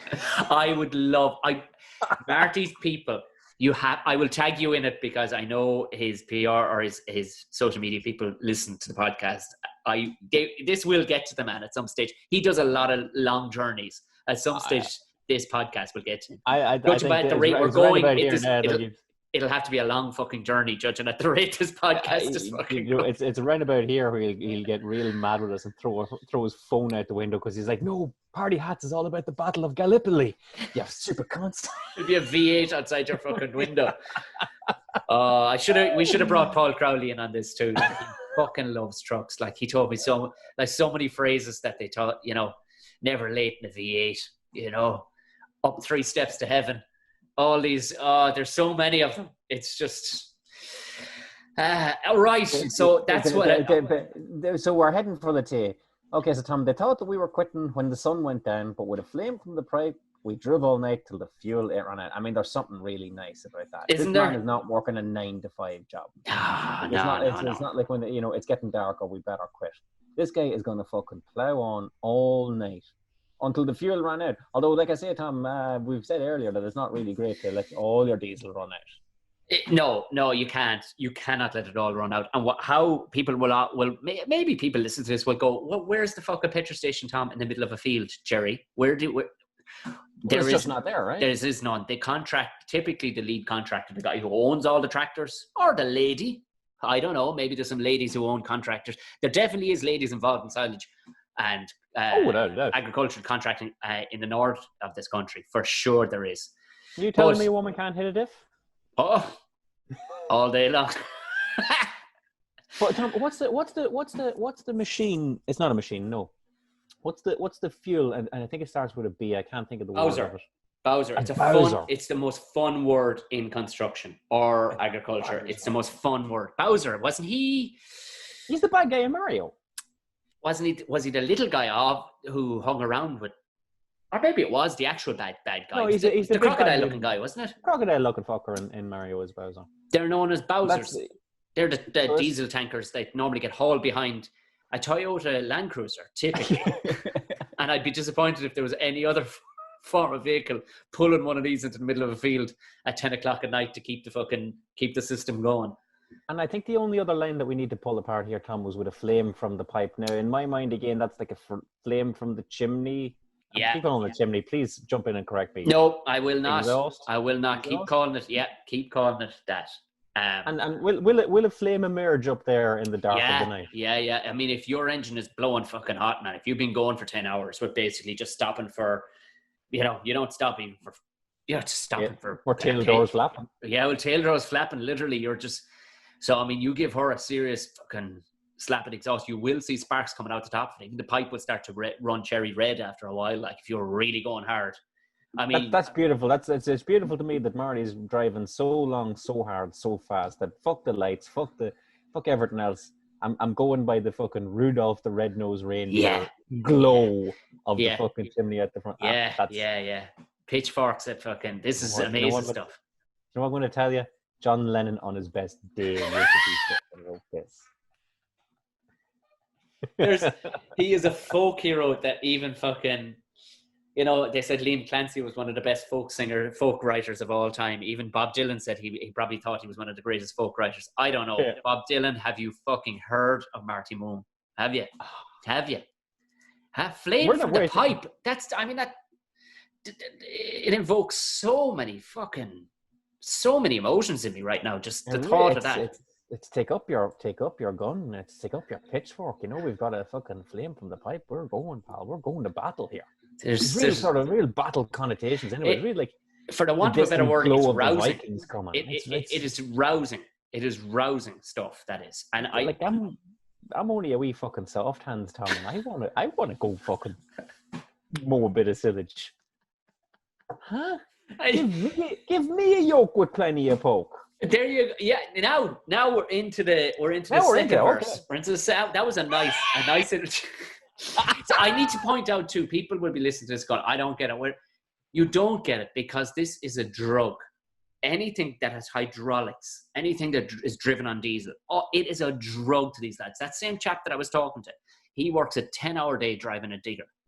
He started driving diggers before he could barely stand. He was 3 years of age when they started him driving a digger.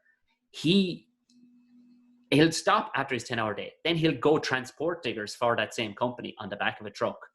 And if he's not doing that, he's in a fucking tractor hauling grass or hauling something till the fucking flame came out of the pipe. This kid doesn't. And if he's not doing that, Tom, he's looking up diggers online. Oh, you know it. And it's not like people will go, oh, loser. Like, no, you don't get it. You don't get it. This is a way of life, like. And we will give him a yoke with plenty of poke, Tom. I mean, like, we know what that is. He wants something with a bit of grunt. Yeah, so over 200 horsepower. You want something over 200 horsepower. Like, you're getting into proper range there when you're getting 200 horsepower, big old tractor. You'll get things out in Australia and stuff that do a few thousand acres, and they will be pulling through dry old land, and they're fucking plows and stuff behind them. They're like something out of fucking Judge Dredd. This is it. This is what he gets into here in the second verse. This is the equation. This is like Marty Mone's fucking wish list here. A yoke with plenty of poke, a can of Easy Start, 1,500 acres, and 40 ton of grass. That's it. He's a happy man after that. Now back up the truck there, because you see what he's implying with a can of Easy Start. Let me tell you what I think this is, Tom. Okay. Yeah. And you can tell me whether I'm right or wrong. Okay. Yeah. It's been working. That's been setting us up. This wasn't the all plan. night, Tom. This wasn't the plan. We were going to discuss it and have a crack and talk about it. But this has turned into questions and answers. Questions by Gerry, answers by Tom. Easy Start is the stuff that I have known to like start fucking lawnmowers and shit. Like a little sort of like a little WD-40 spray oil kind of. Absolutely. Yeah. That I guess is like more combustible or some shit. It's lethal. It's fucking lethal. You spray it typically into the air box or the air intake, and that's the thing. If your car can't combust the diesel, because diesel is hard to crank sometimes. If say you don't have spark plugs like you do in a petrol car, right? You know what I mean. It comes under compression. Then the heat plugs kind of warm it up, and it sparks as a result of compression. Now, if you've lost compression in your engine, it's an old compression. You squirt some fucking Easy Start into it. It's like spraying a little bit of petrol into it, and it goes. And that gets you going. And that gets you going. Once you get one crank of those pistons going, you're off to the fucking race. Just don't stop her again. It's typically when they're cold. That's what Marty needs here now. He needs a yoke with plenty of poke and a can of Easy, because once you start it, he's going to fucking go all day. That's why I'm raging. I don't know where I left the file of all the different vehicles. I gave you examples of the type of vehicles he's on about. Big old monsters of things, but they're old. They need Easy Start. Right, this is my thing. Like a TW35 Ford or a Ford County. Ford made some great. The TW range started at TW20, TW30, TW35. That's where you're getting into big old tractors. So this is the thing, man. In my mind, Marty was driving like these fucking sleek yokes with fucking iPads in the walls. But what he's telling us, there's no nostalgia in that. There's no love in a Lamborghini looking tractor. Although Lamborghini do make tractors, but yes. That's for another fucking podcast altogether. Unless you want me to tell you the story as to how Lamborghini came about. Oh, we might save it for the end if we've time, Tom. Correct. If we've time, who knows what time we have. What Marty's telling us here now is that he doesn't give a fuck what you give him. He doesn't want comfort. He doesn't want, a Blaupunkt sound system. He wants any old piece of shit tractor. If you give him a kind of Easy Start that he can get it going, he's happy. And it needs plenty of poke. Like it needs to be able to haul ass. Like in that. Well, it needs to be able to haul at least 40 ton of grass. Going by the man's own sums here. His own admission. Now, this is where my issue comes also with the numbers here. Now, 1,500 acres, no worries. That's a big old farm. That's possibly a couple of farms put together. Like you go to Roscommon, that's pretty much Roscommon or Louth. But some big farms and 1,500 acres.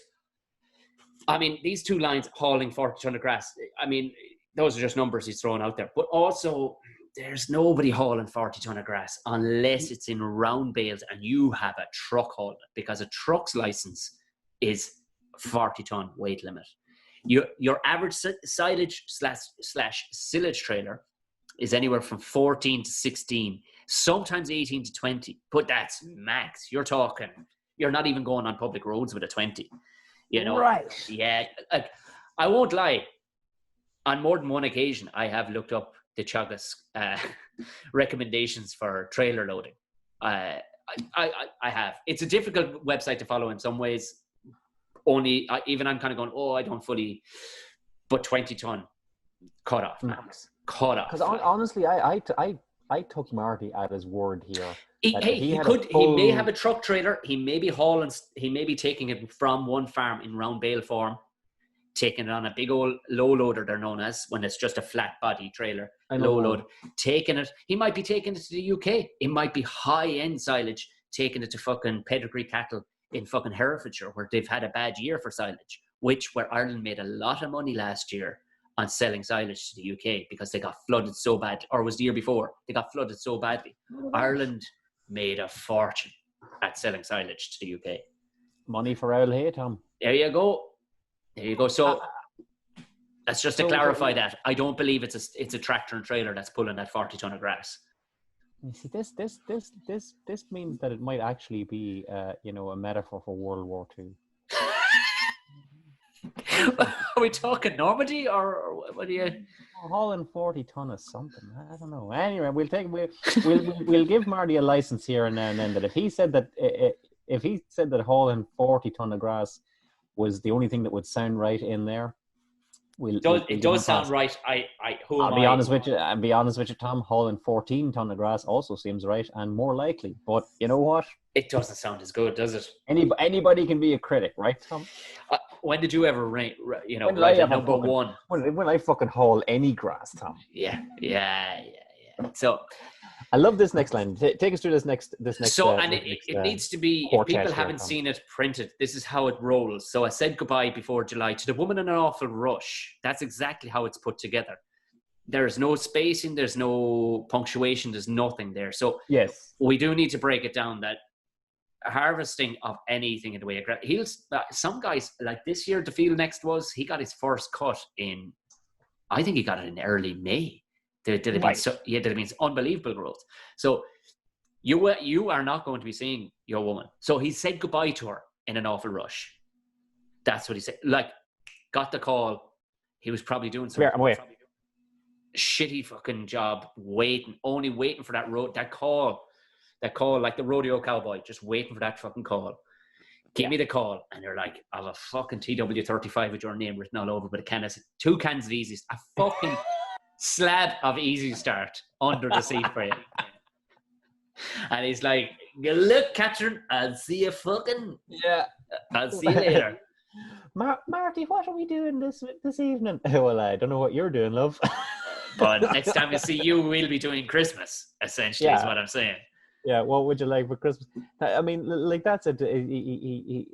Like, as you said before, Tom, with these lads, it's a vocation. Like, it's the drug. So it's like, he's a young man. He's got a young lady by his side. And that's all nice, Tom. Not to like about it, but when he gets the shout to go do the grass, he's right. Listen, come here. See you around the Christmas. Good luck.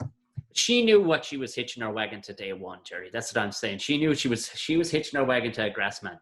Even at that time, not even fucking texting her until Christmas is cold-blooded. But what are you going to do? Lead her down the garden path? You know what I mean? You got to commit. You got to commit. It was near. I'm sorry, Tom. I gotta ask you a question. What the fuck is he doing near Christmas? Because I thought this was all a summer endeavor. It seems to me that he pulls up round about early October. Yeah, but you're getting harvesting. You're talking about harvest season now. It's going to be autumn. We're about to start. We're the 1st of September. We're talking harvesting. I always get excited, even though it is my birthday month. Not for that. For some reason, something ingrained in me gets excited about the harvest month because it's just a fucking time of all the work that was put in. Grass is grass. It does its own fucking thing. Yes, you have to fertilize it throughout the year with different things, i.e. slurry. And then, if the nitrates aren't right in it, you got to balance that pH level with maybe 10-10-20, which is a man-made fertilizer, just to let you know, though also the same one that goes into a certain type of making, if you know what I mean. But the less said about that, the better. The harvesting is the wheat, the corn, the barley, mostly barley. We grow a lot of that in Ireland. A lot of good potatoes will be coming out soon. That kind of way. It's going to be an exciting couple of months, right up until October. Now you might get fucking winter. You might get winter sowing out of it too. They've started to, we have the biodiversity of farming going on around the world. The amount of Irish farmers and farm educated people who are in the likes of Kenya and Zimbabwe, the breadbaskets of Africa, testing and teaching them about irrigation. Uncle of mine in the early 80s spent 6 years on and off teaching Saudi farmers how to irrigate. I've heard this was a thing. Yeah, fortune to be made of it. Someone that says, my uncle or my dad or my granddad or whoever it was in Saudi Arabia. I have heard that. Yeah. I've heard that. So would it take you up to Christmas though, Tom? Well, we're going. Also, I believe this is a setup. I think this is a setup. I think this is a setup for another part of the song that's going to call back later on down the line.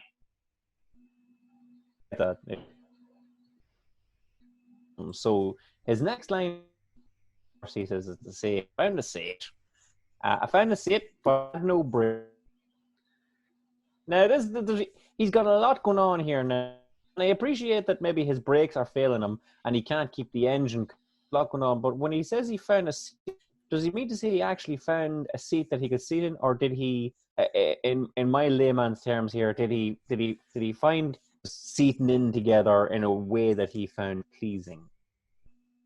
Or am I just making shit up? I think you're making shit wildly up there. I took it as if.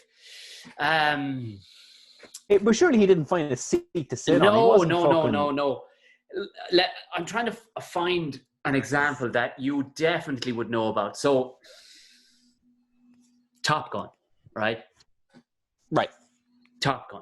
Exact same phrase. I got a seat. They use the exact same phrase when they basically, I got a seat on a fucking plane. I'm back. I got my wings. All right. So basically, he got a job. He got a job. So a contractor. He found a contractor that was in need of a man. Okay. So he found a seat, but he had. Now, is that actual brakes in the tractor, or is that just like he had no stop? Oh, no. I believe brakes were gone in the fucking tractor.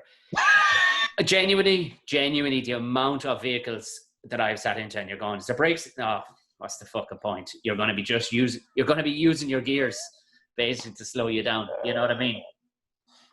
So even though this tractor that he had in his next lane, he said with loads of power, despite the fact that he had loads of power, Tom, he was behind an hour. I mean, like, you know, is it that regulated time-wise that, you know, you have X amount of grass out of this field in such a time, or I feel and don't come out of it until all the grass is gone?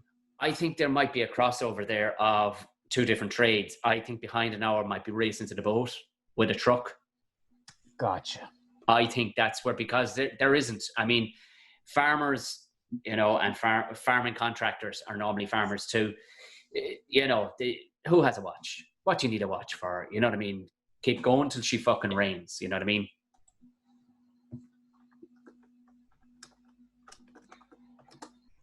I get you. It's all good. So let's see what's on the next one. So behind it. So now this is an interesting one. So I found a seat. I had no brakes. Couldn't keep it cool. Quite literally, those are two major fucking problems that you will have in every old vehicle. You're not sucking in enough air, that you haven't given it enough time to cool down. The brakes, there you go. Had no fucking brakes. So he got a seat. In other words, he got a tractor, got a job, but the fucking thing had no fucking brakes.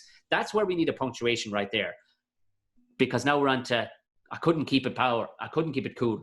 Fucking thing was overheating. Flame from the pipe, Gerry. Flame from the pipe. Already, we were forewarned. We were forewarned about this. This thing is fucking running hot, but he's running 10 hours in a go. Exactly. And the fact that he couldn't keep it cool, Tom, suggests that there are ways to keep it cool. There is. I mean, you normally get out on the open road, suck some air through the rad.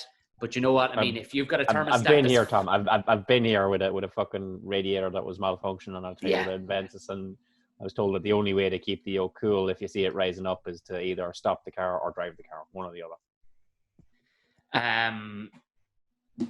So with loads of... Yeah, that's exactly it. No, I only replaced the thermostat in my own vehicle the other day. She was giving a bit of jip, and I could hear the little spring inside twanging. It was a shot in the dark. Turns out it worked. Thank Christ. Look at that. Thank Christ it worked. So again, it isn't. There's methods to keeping it cool. Probably topping it up with coolant. If the water pump is pissing out fucking coolant everywhere, he's probably he's in the middle of a field with no access to water. You know, is it possible, Tom, that he can't keep himself cool? That he's losing the head a wee bit with this piece of shit tractor? Yeah, I you know what? It's such a common occurrence in older tractors. I would say it's probably as literal as it sounds. Couldn't keep it cool. Literally, the fucking thing is overheating on me, and I haven't. You know what I mean? Marty really is the master of the single entendre when it comes to tractors here. Yeah. If he says he can't keep it cool, the fucking thing's going hot. But he has all the power that he wants, but he's running behind an hour. So what does he do, Tom? He gives the pump a screw. Yeah. What pump? What pump, Tom? What is this thing? This is right up there. What the fuck is this man talking about? This is up there with sucking diesel, Gerry. It's as owl as the hills. You know what I mean? It's like that great phrase, never sweat the small stuff. Who knows what it fucking means? But it means get her fucking gone. You know? The pump a screw. It was explained to me when I pulled somebody up on this phrase, give that pump a screw. And quite literally, it is to do with like, it was a way of kind of opening up. It's opening up a valve on a pipe that something is flowing through. Most likely a water pump. Give that pump a screw, i.e., open up that valve another bit, lift up the sluice gate, fucking let all that diesel through because we need to go. We're behind the time here. Do you want to hear my fucking nonsense reading on give the pump a screw? Yeah. And it, some of this is just picked out of the sky, Tom, and some of it has some basis in reality. I remember one place I used to work had a forklift, and it had like the crudest limiter on the speed that you ever seen in your life. Underneath the accelerator pedal, there was like the head of a bolt coming up through the... That's some Father Ted shit, isn't it? And like, it wasn't something that somebody had done. It had been part of the forklift that they just put like an M8 bolt into a thing, and depending on how far down you put it was how far you could press the pedal of the... Do you know what that reminds me of? That every single washing machine on the planet has a fucking standard 15 Newton concrete block in it. Right, yes. It's the exact same thing. It's like to stop it from jumping off the fucking rails. Yeah, but just like that, the company whoever made it, was it Lieber or somebody probably made the forklift at some stage.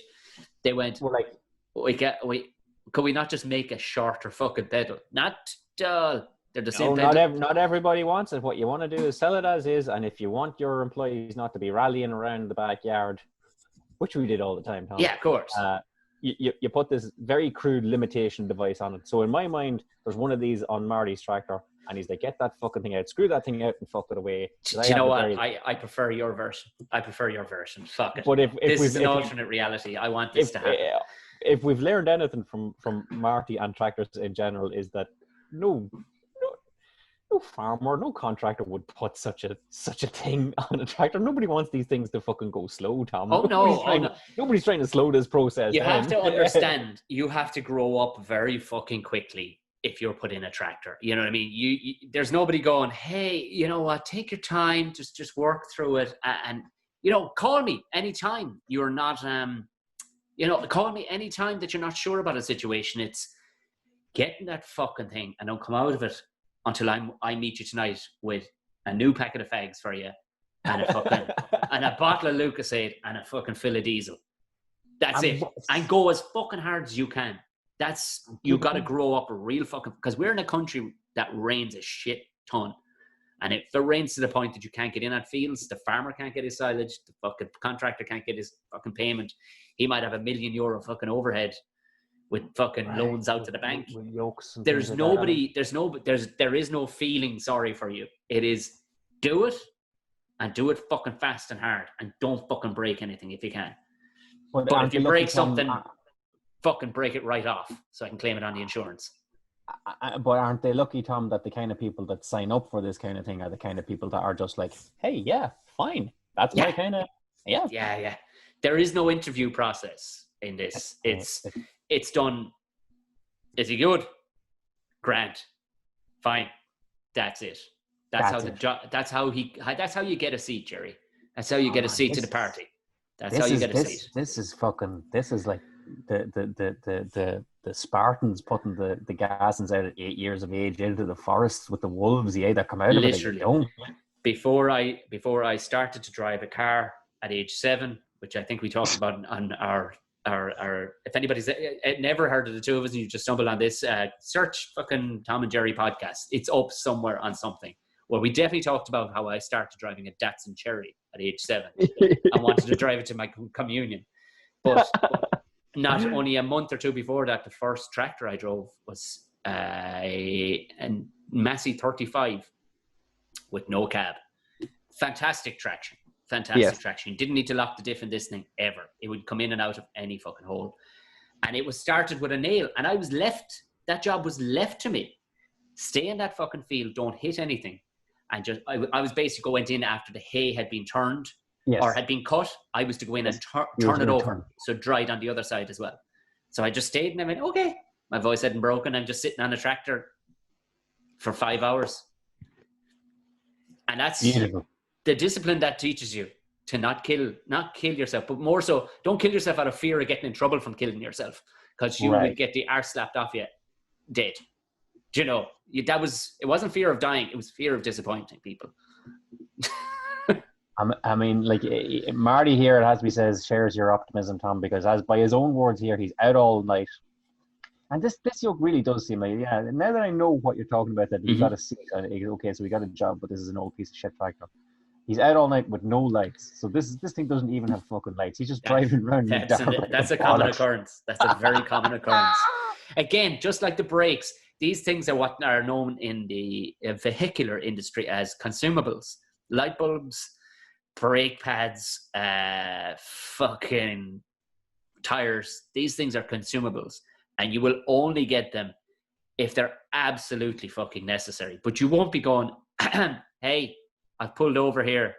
Yeah, can you drop down some bulbs the next time you're on the way? The lumens on these are a wee bit low. Because man, woman, or child on the other end of that phone, you will get chewed out of it so fucking much. You'll just be hung up on, for one. And then the next time they'll come down and go, that was a funny one about the bulbs, you gas bastard.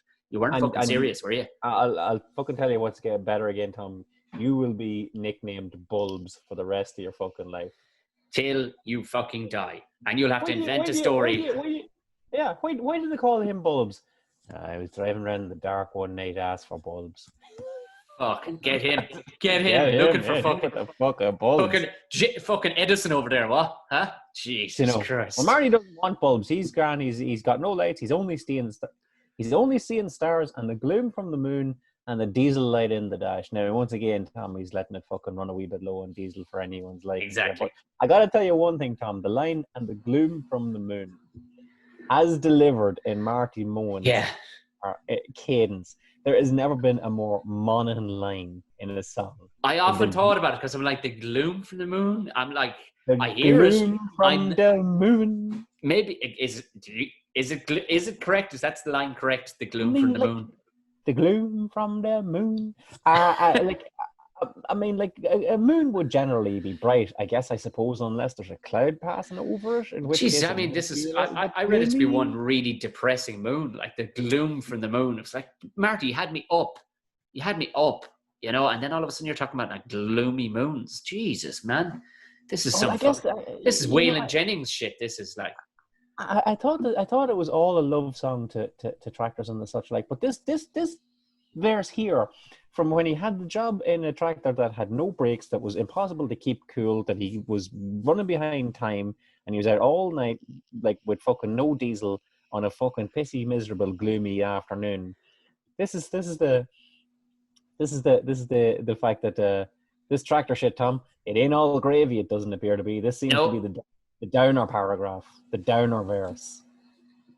So, it is. But luckily enough, he picks it up again. Now we launch straight back into the fucking chorus again, which I don't think any of us needs. I think what that particular verse, like you said, there's a lot of negatives in that. But what it does, it's the making of you. This is the verse where you put on your big boy trousers, and this is what separates the kind of person who could do this job from the person who couldn't. Most people would look at that and go, "It's got no brakes. The thing is overheating. I'm out all fucking night. I'm breaking my bollocks, and I'm still behind an hour. Are you I'm out in the night.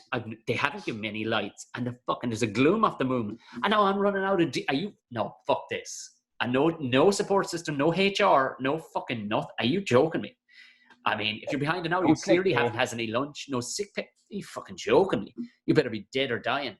Simple as that. I mean, we can even throw it in here if we want to mix it up a wee bit, that he couldn't keep it cool, that might be Marty losing his cool, and he's only seeing stars, like he's actually getting fucking dizzy from hunger. And let's double entendre. Let's make it both. Fuck it.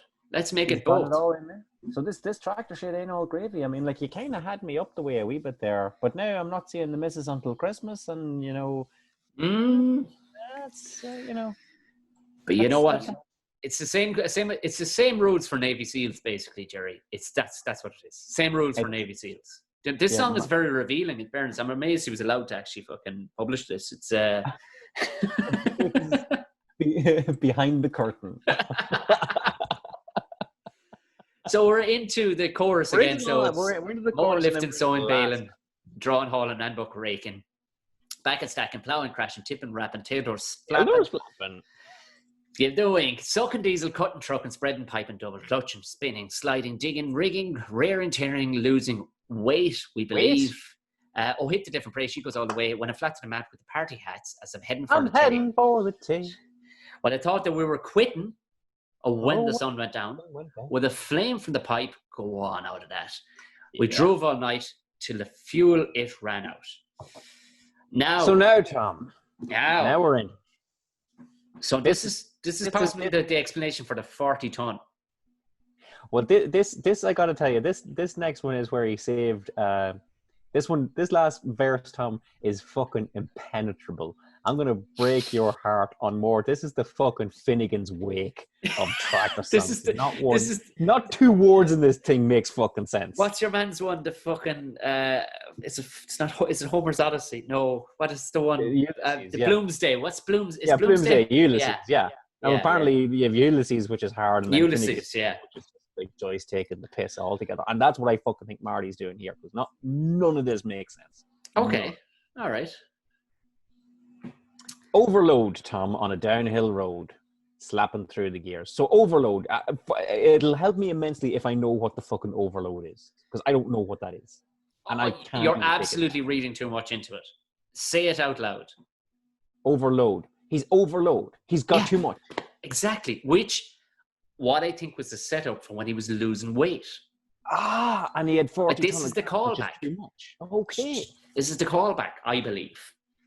On a downhill road, and he already possibly doesn't have much in the way of fucking brakes. So you're overloaded, which already means your stopping distance has fucking catastrophically fucking shortened. So now you're a runaway train right now. Right now, gravity is throwing you, and you're slapping through the gears. That's probably coming down through the gears, which is the double clutching that we talked about. And that's to maintain a wee bit of order in what is becoming an uncontrolled descent. Now, this is it. Perfect. Okay. Perfect. Absolutely. Well, you stuck the landing there, 10 points. Fucking Olympic gold to Gerry McBride for that one. Well, I got to tell you, Tom, if I was over my weight limit on a downhill road, doing all I could to keep this yoke on the road, do you know what I wouldn't be doing? Fucking sending Snapchats of what I'm at to everyone on the beer. Get your phone out of your hand there. You see, I think we've gone back to the field now.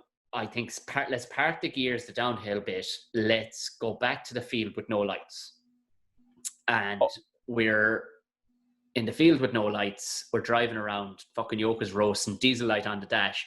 I can guarantee you, if you had I don't know what ways, I don't operate on Snapchat, but if it was like TikTok or hashtags on fucking Instagram, I guarantee you, or if you even looked up hashtag diesel light, I guarantee you the amount of Irish latter teen to mid 20-year-olds that have put that picture up on a Saturday night while they know all their friends are out on the beer.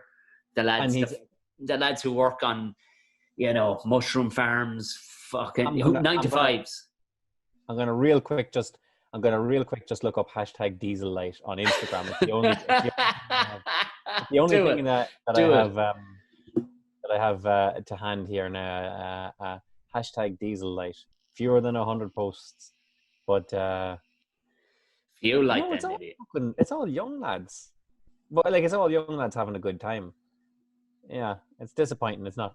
Cut this from the podcast, Tom. There's no. Do you know what? You know what? You went into Instagram. We are already circumventing what fucking Marty's already told us. It was Snapchat all along. You know what? Okay. Why did we jump straight to fucking? Listen to Marty. Listen to Christ Marty. Above. Christ above. But again, this is the vocation of it. Everybody else is on the beer. All his pals is on his beer. His missus is on the beer. And he's sending Snapchats at fucking 2 a.m. that he's like spinning around a field, with fuck all diesel. Yeah. Now, Tom, we go on here. Okay, now this has been mentioned earlier, and like I said, Paul Crowley could be brought in here for this one. So let me run it through you here, okay? I'm gonna go through it. Hit the jewel to low, and I started to roll. All wheels in the air. It was my chance to grease the nipples. I never knew was there. Now I've got. This is poetry, fucking. My good Squares. God, Stony Grey soil of Monaghan. This is fucking incredible right now. That we have not only we've transcended into a fucking world here that cannot possibly be fucking just wrapped up in one podcast. We could have started a whole podcast series on this song, by the way. But this bit right here is like, oh my God. Like, do you want me to take a stab at it, Tom? You would, please, yeah. It's real simple. I don't know what the jewel to low is. I don't know what that is. But that was mentioned already in the podcast. There's people who have listened with a cuter ear than you have. I'll do very cute ears, I have to say.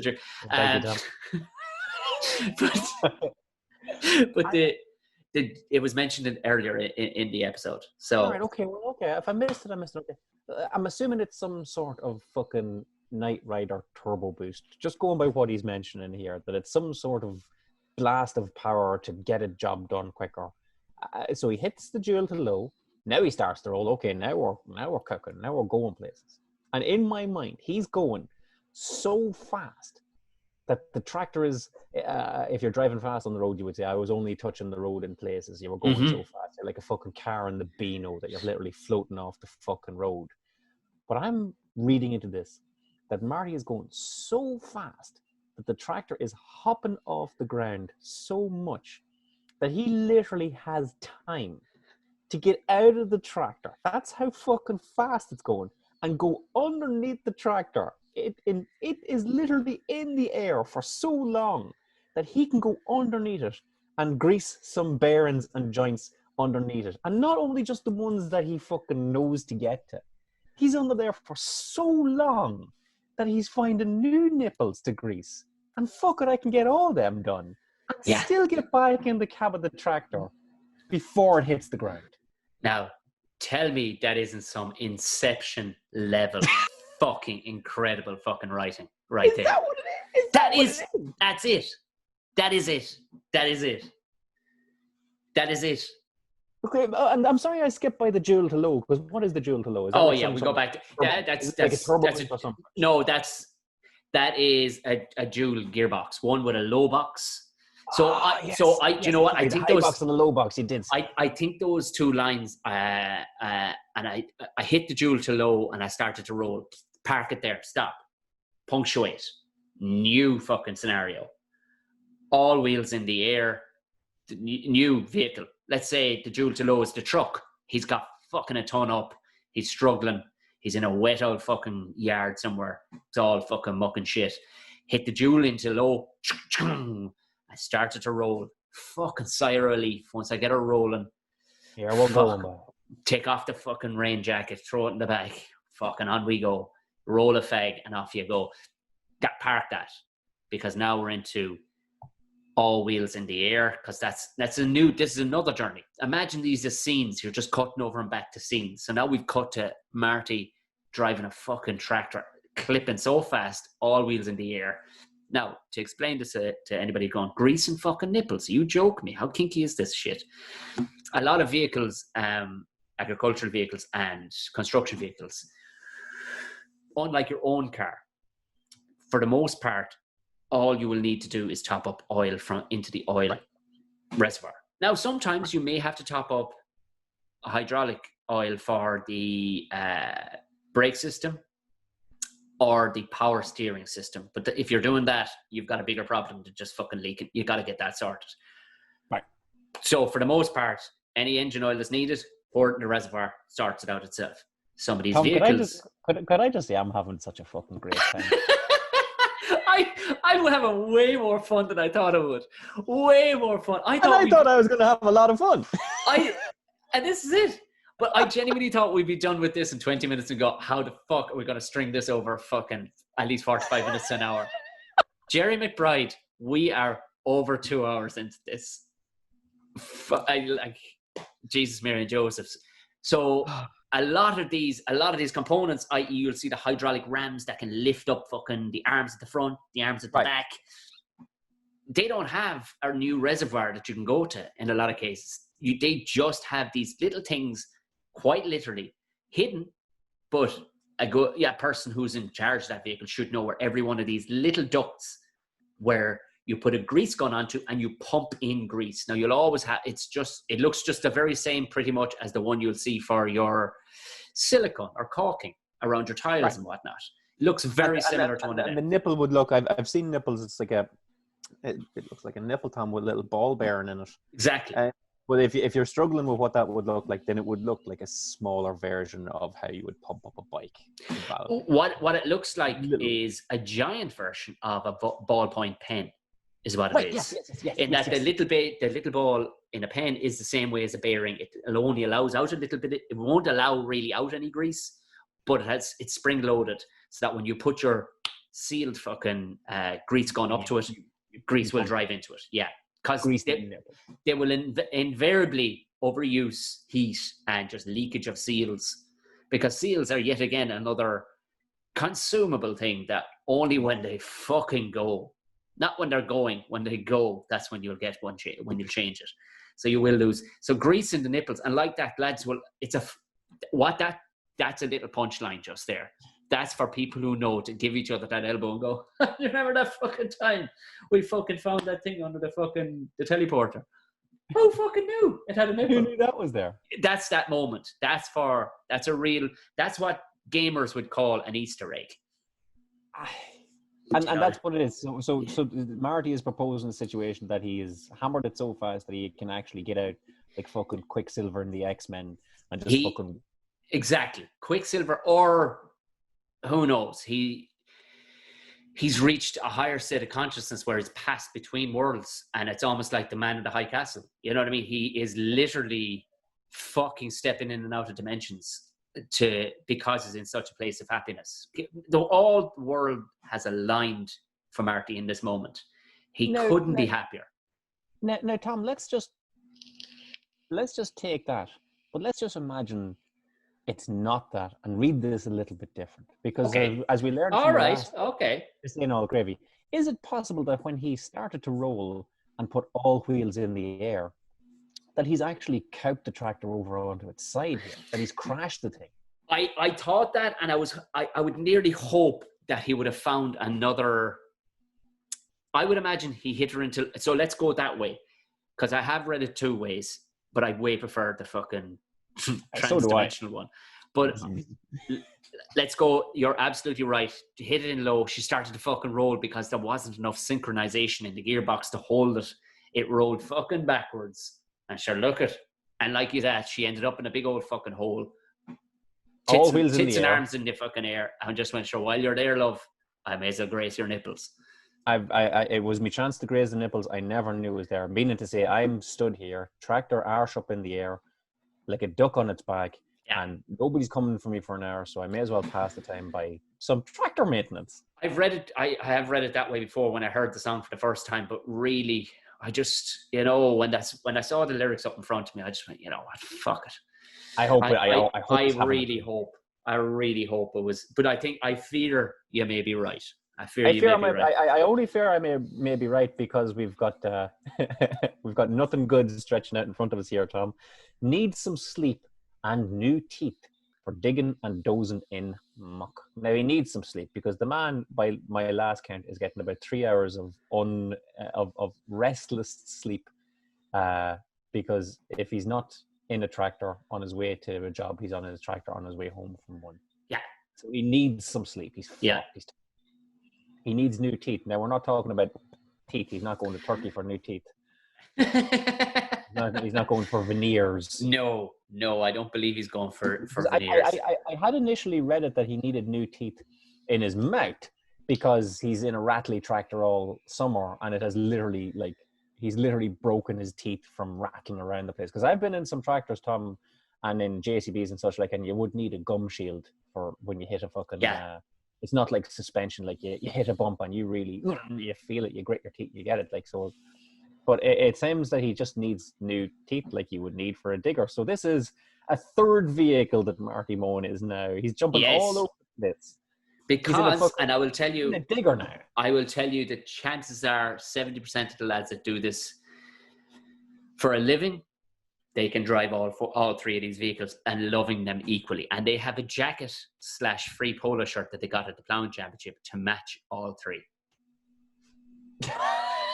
Yeah. I've seen this with my own. I was there 2 years ago hosting a thing for God, I can't even remember. I was hosting a thing. I had a lot of downtime in between the hosting sessions that I had to do. And I went walking. And a friend of mine, I believe, you've definitely met her husband. Her father has bought they're from Clonus. And they bought Red Rock a couple of years ago. Not the TV3 show about guards. No. But he took it to a new level, brought in some engineering, brought out buck rakes that you ain't never seen before, brought out some cool merch, i.e. fucking cool fucking merch. A lot of merch. Well, I made every intention to go up to this gentleman because I would have met him at their wedding. I could not get past the fully grown absolute swarm of fanboys that were queuing around just to talk to this man about fucking machinery. Like, phenomenal. It was their time to fucking... This was Comic-Con. It is Comic-Con for people who own wellies. That's what it is, Comic-Con. Like, and that's... for some reason, it seems to be almost kind of a lifestyle that's poo-pooed, but all of a sudden, because of Marvel and all these other things, they've made it cool to be a nerd now. And Comic-Con is like awesome. Well, for these lads, they couldn't give... If Jason Momoa could have been fucking doing push-ups over there, they didn't give a they wouldn't have given a shit. They could have had Tony Stark actually come in the suit, fly in the suit. But unless it had fucking Husqvarna on the back of it, they would not have given a fuck. I just keep on having to reiterate how much this means to these lads. So everyone, but you're 100% right. It's new teeth for the digger bucket, which do have to be replaced. Of course. Especially when, if you're doing a lot of digging of rock, you will wear those teeth down. Sometimes they'll snap. They'll actually fucking snap. This can be up to fucking 2 inches of steel can actually snap. That's the kind of power you're talking about here. And if you've got a gummy bucket, it's no good to fucking nobody. No good to be nobody for digging and dozing in the muck. I mean, Marty's like spreading himself thin here. I don't know how he has time to fucking reclaim a whole bunch of land or do a bit of quarrying here when he's fucking mowing, lifting, sowing, baling 24 hours a day. In case it rains, Tom, what does he need in case it rains? He needs an owl chain lying in the rock. Now, Google Lyrics has given me OWL chain, but I'm not going to spend it what it is. You know what it is. Every good truck might be. Every truck will have a good owl chain. A good owl chain. With a hook probably on either end of it, just for lying in the truck. So there you go, dozing in the muck in case it rains. So in case it rains, more so in the tractors. If it does rain, you get buried and your diff does not fucking work. This is actually a really poignant line right here because the whole name of the song is Hit the Diff. If the diff... And pray. And if your prayers and your diff don't sort you out, this is what I was talking about. Go get somebody with a bigger fucking thing, i.e. in the back of the truck, they'll have an owl chain. They'll have an owl chain and a truck will pull you out all right. I mean, like, it's pessimistic at best, Tom. It is, but the good Boy Scout always is prepared. Yeah, he's always prepared, but like already, as you say yourself, he's already casting doubts on the abilities of his diff and God. True, but we do live in Ireland. This isn't the fucking Arizona farming channel. This is one of the... We actually have, I mean, mutual friend Jimmy Elliott has, made a career out of talking about bogs. An American guy talking about fucking bogs. We have a lot of wet soil here just pouring into the middle of this country. So chains are needed.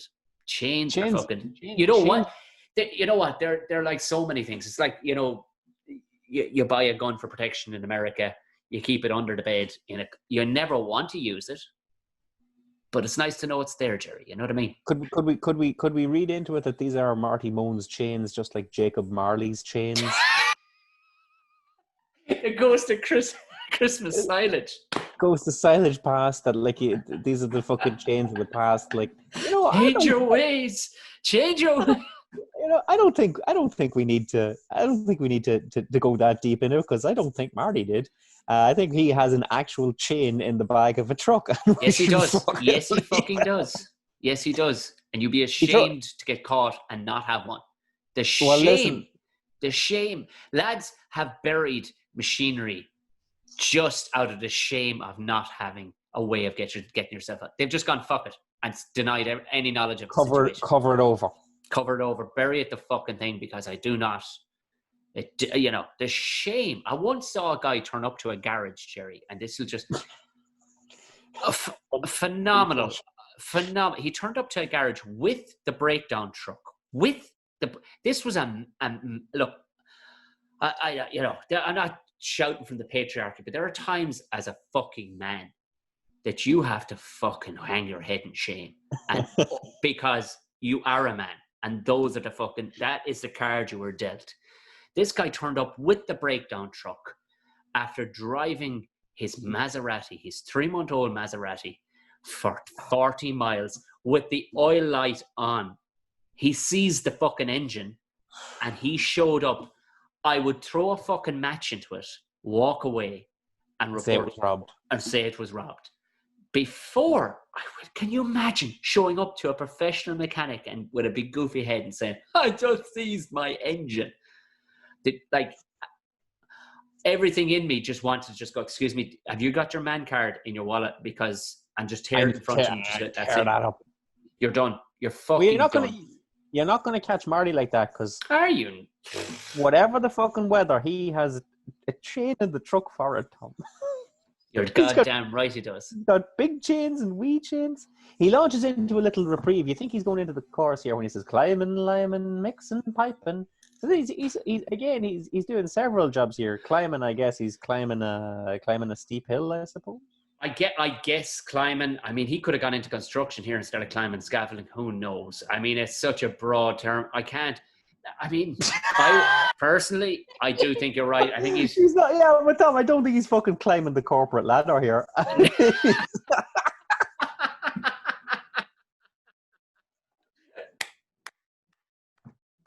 He's climbing the charts, Tom. He's climbing the charts. Climbing. He's climbing. He's liming. No, the lime is not like not a splash of lime in your fucking gin and tonic. I fucking hate lime, Tom. Oh man, I hate lime. I still have cracked knuckle skin many years later from the dermatitis I got from lime. Yeah. Like, what addition is lime to a farmer? It balances the acidity. So if you have an overly alkaline, so you would often bring out, say Tommy Tiernan's father was an agriculture advisor. Okay. In the same department, you would ask for lads who did ag science in college. They would come out and they would do soil tests around your farm. Before you would go, you would say, this is before you go to seed. Okay. And they would say, so I said okay there, Tom. I was like, I don't fucking know what that okay, is. So you plowed it. Before you go to seed. Right, yeah, gotcha. You plowed it. You possibly... You've plowed it and you've harrowed it and you've rolled it or whatever and you've seeded.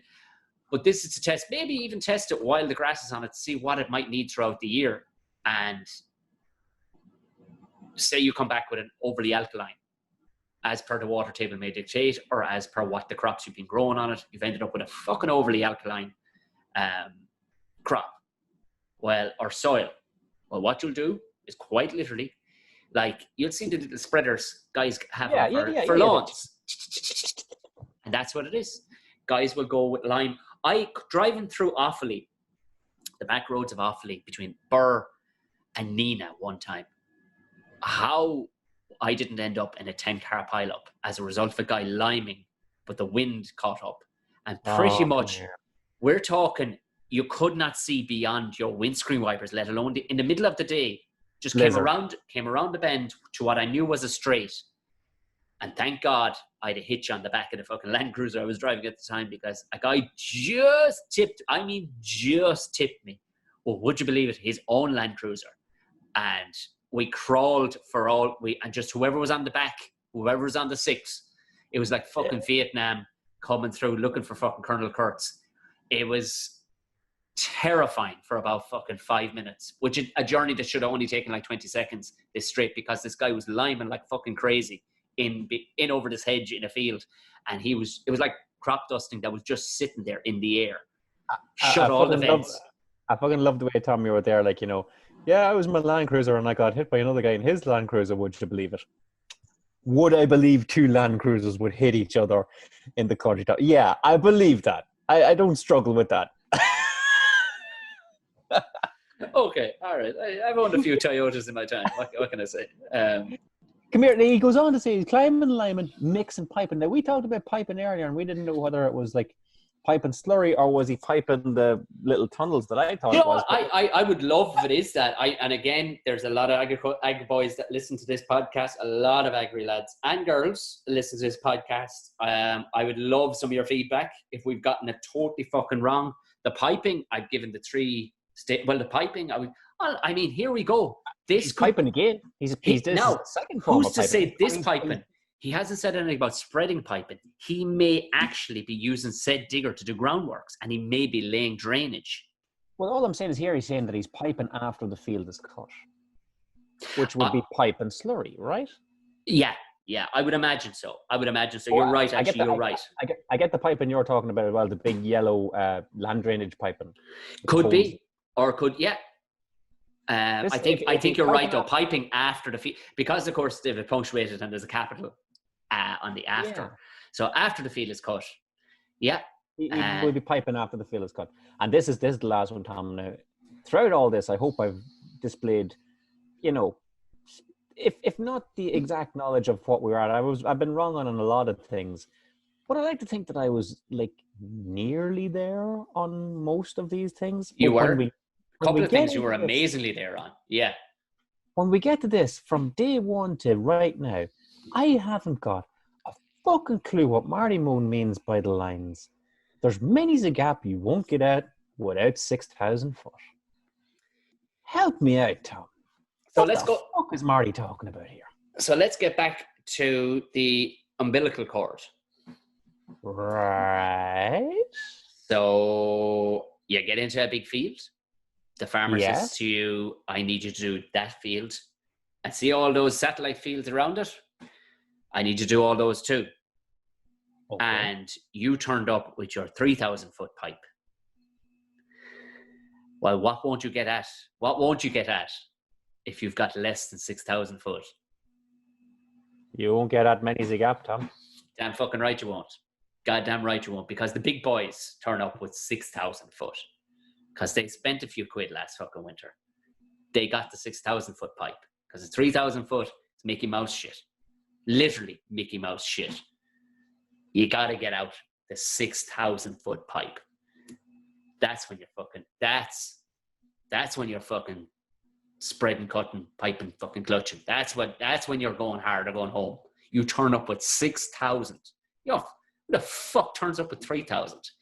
This is the major leagues, bitch. That's it. That's what the big boys bring. They turn up with 6. Nobody shows up with 3,000 foot. Not unless you want to get fucking laughed out of. And that's a phrase that you'd say. You go, you won't get that. Fuck off. You're wasting your time. Is essentially what he's saying. You're turning up to a fucking gunfight with a knife. That's what you're doing. Well, with anything less than 3,000 fucking foot or 6,000 foot. In the interest of getting fucking laughed out of it one last time, Tom, I may as well tell you what I thought Marty Mone was saying. Yes. Oh, yes. Go on. Were you thinking in elevation? That was you thinking like climbing Everest 6,000? No. Okay. All right. No. I thought that what he meant by a gap, I meant by that he meant like a little sort of jut in of a field, or like, you know, where the field stops being a field and starts becoming, you know, access to a gate or what have you, a little jut in.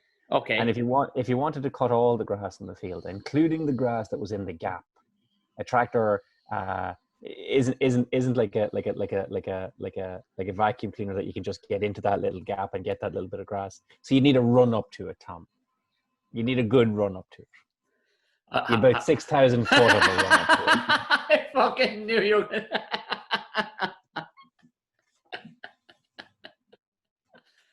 Oh, bless. God bless me, innocence. God bless you. I thought it was like, all right, there's a gap coming up in here, and I want to, like, get mow that as well. And I'm going to have to start my run up to it now, a mile away.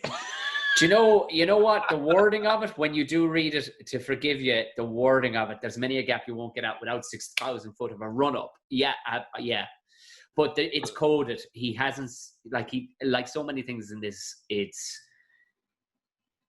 anybody, like people, if you know, you know. You know what I mean? 6,000 If you know, you know. But like I say, the reason why I didn't know what Marty was talking about is because he's talking about shit I didn't know fucking existed. Well, it's if I turned so around much I didn't know about agriculture, it would appear. Hey, listen, you know what? I'm pretty sure you've probably been a bit smarmy yourself in your day when somebody walked in and go, could I get a 2x4? Because they saw it on telly. Really? Yeah. You go, no, we don't have any. We don't fucking have any. Are you fucking joking me? Yeah. We've plenty of 4x2 out there. Dipshit. One last time, Marty launches us into the chorus there, Tom. That joyous chorus of mowing, lifting, sowing, baling. Even though everything he's talking about so far has been like at best zero crack. Oh man, you don't get it. Outright fucking miserable. You don't get it, Gerry. This song is not as joyous as I thought it was. This is, you know what? I came into thinking this was a joyous celebration of agriculture, whereas in actual fact, it's hardship. It's hardship. It's what it is. It is hardship. But you know what? It's hardship veiled in the fucking love of fucking the grind. You know what I mean? You're not putting these guys in an office. You're not putting these guys in a fucking HR environment where they're going to fucking, I'll get back to you on that one, Steve. You're not putting these lads in that kind of stuff. You know what I mean? They're not pushing the envelope. You know? They're not whatever other office. They're not. These guys they're illegally hauling 40 ton of grass. Yeah. And they're getting it done. That's what you do. You get it fucking done, Gerry. You with get with little or no control of the machinery they're sitting in. Up 3 steps to fucking heaven. There you go. Up there, 200 horsepower, good, bad, or indifferent fucking yoke. Once you've a kind of easy start and a fucking heavy foot, you'll be fine. These guys are getting it done, Gerry. These are the real deal. Well, there's one last line we have to turn to, Tom. When he comes to the end of it here now, hit the diff and pray that she goes all the way. I can't not sing it. Of course. When I'm flat to the pot with the party hats, I'm heading for the tea. They thought that we were quitting because the summer doesn't last, but we're heading to New Zealand where the crack it only starts. Antipodean fucking laws. There's something about this, Tom, because when this song came out, I think it's like around about 2012 or thereabouts. Am I right in saying that? Must be. Yeah, easy. Now, I know that there was like half the nation was emigrating because the country was on its hole at the time. Mm-hmm. Something very sad about this now. I mean, like, Marty's off to New Zealand with the half of the fucking young lads of the nation who went down to Australia, New Zealand and Canada because it was the only place in the world that you get enough. And I know a lot of boys that went to Australia. And I know a lot of boys that have never come home and probably will never come home, Tom. It's like the song The Flight of the Earls, you know? It really is. Our greatest export is, is also our saddest. It is also our saddest. So there's a poignancy to the end of it here now that Marty is, the summer's over. Yeah. He's not quitting, but he can't go on here. He has to go elsewhere. Maybe this is why he doesn't fucking get back onto the woman until Christmas, because the Hoover's down in New Zealand. Yeah. Then hitting diffs in Auckland is what he's doing. Fucking right. He is ripping around Hobbiton. That's what he's doing. He is fucking mowing. He's mowing the top field of fucking Bag End. That's what he's doing. He's driving Bag End into the fucking ground, so he is. He's ploughing fucking the Eye of Sauron and out of it. He's fucking got a chain around the fucking base of Saruman's fucking tower, and he's pulled it down. There's a sadness to this, I think, as well, Tom. Marty Mone, because again, like, you know, he would be, to look at the man, he looks to be about our age, like late 30s, early 40s, there or thereabouts. I know you're a bit younger than me. Marty looks a bit older than me, so I'm like, we would have been in school together, but not in the same class, if you know what I mean. When you sleep 3 hours a night, that man might be only 22. You know what I mean? That's how you can tell. That's the difference between Marty Mone and Richie Remo, because Richie Remo looks like a fucking soft hands that was never on a farm when he's like. Yeah, he does. Yeah, he does. Like Richie Remo, that man has moisturizer. He's greased nipples, but not the mechanical kind. Yeah, he's you know what I fucking mean? greased his own. Yeah, there's something about that, Tom. The summer doesn't last, but we're heading to New Zealand where the crack only starts. And I do hope that Marty, if he went to New Zealand with the lads to mow, lift, sew and bale down there for a while, that he had a bit of crack. That the crack was only starting. And oh, come here. I'm telling you now. You see, it's chasing. It's chasing the dragon is what it is, Gerry. This is an addiction lads have, and they will have up to the day they die. You see, you can look at this from a very melancholy point of view and you go, well, this is fucking hardship through and through. These guys love hardship. I have seen fucking agri mechanics under 40-ton fucking diggers in fields in Longford where the muck was fucking 2 foot of shit. There's grease pouring down into their mouth as they're fucking dropping a sump out of a thing. At 11 o'clock at night, it's -2. There's rain blowing in the side of their fucking ear. And they've got fucking Highland country sounds from down your way playing flat out of the van beside him or the Jeep beside him. And they couldn't be happier. And they say things like, oh, Jesus, there must be easier ways of making a living. And you're going, but you wouldn't do it. There fucking is easier ways. But they wouldn't do it. They wouldn't do it. They wouldn't do it because these lads are different type of human. And heading to New Zealand, you mean, hold on, this is like in your younger days, Ger, and you're on the sauce and the beer is going down great. And even at closing time, 2-3 o'clock in the morning if it's a late bar, at closing time, you still find you've space. You've space for more beer. And that fucking goo is on you where you can't go home because you've neither chick nor child, you don't have to go home. You're saying, what do you reckon is next, lads? And all of a sudden, somebody says something amazing like, boys, fucking have it back to my place. There's a little rake of beer. I have a fucking rake of beer. And what do? You all fucking pile into an old minivan and you head back to his spot and the crack only fucking starts again because now you can start singing out loud, fucking tops off, having the fucking crack. And you're not thinking about fucking tomorrow. You're thinking about fucking the moment you're living in. Can I get smokes? Can I get Lucasade? And is there a fucking tractor for me to drive down New Zealand? And are all the boys going? Because you all speak the same language. You talk the fucking talk. You want to hang with your own tribe. And then you're going down to New Zealand to do it. You mean, so we can just stay in continuous state of summer? A continuous state of summer. You know, when you say they talk the fucking same language, Tom, I doubt there's any fucking New Zealand guys there going like, yeah, mate, there was my chance to grease the nipples, so I did not know it was there.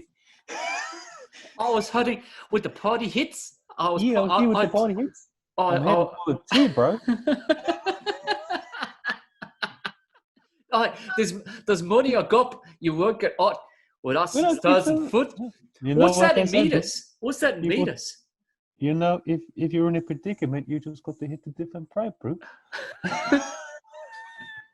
It's like I'm made on the rocks. That's my New Zealand. It's pretty good. It's pretty good. I, of course, will play the chorus on the end of this, even though I'll get pulled so much way to wrap up this podcast. Gerry McBride, this has been a fucking gargantuan effort. It wasn't an effort at all. It was fucking crack from beginning to end. But we have done the longest podcast I have ever done. We've done the Lord's work here, Tom.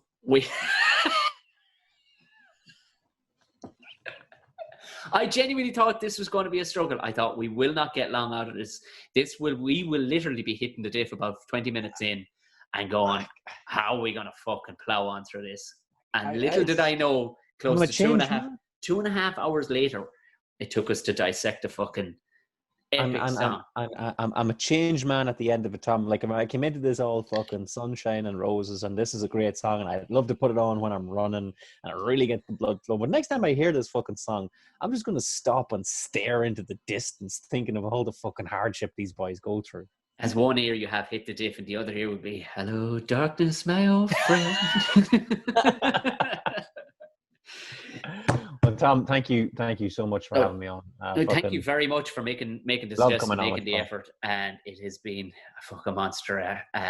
One more time, Gerry McBride and Tom O'Mahony, Hit the Diff. to play us out. Marty, I'm sure you won't mind. Thank you very, very much. God bless, and mind your nipples. Mowing, lifting, sowing, baling, drawing, hauling, number breaking, backing, stacking, plowing, crashing, tipping, wrapping, deal doors flapping, sucking, diesel, cutting, trucking, spreading, piping, double clutching, spinning, sliding, digging, rigging, raring, tearing, losing, win. Oh, hit the diff and pray that she goes all the way. When I'm flat to the mat with the party hats, I'm heading for, they'd say. They thought that we were quitting. Well, when the sun went down, with a flame from the pipe that drove all night to the fuel it ran out. Oh, give me a yoke with plenty of poke on a can of easy start, on 1,500 acres hauling 40 ton of grass. I said goodbye before July to the woman in an awful rush, and it was near Christmas before I got back in touch. I found a set, but I had no brakes, couldn't keep it cool. With loads of power right behind an hour, so I'd give their pump a screw. Out all night with no lights, only seeing stars, and bloom from the moon, and the diesel light in the dash.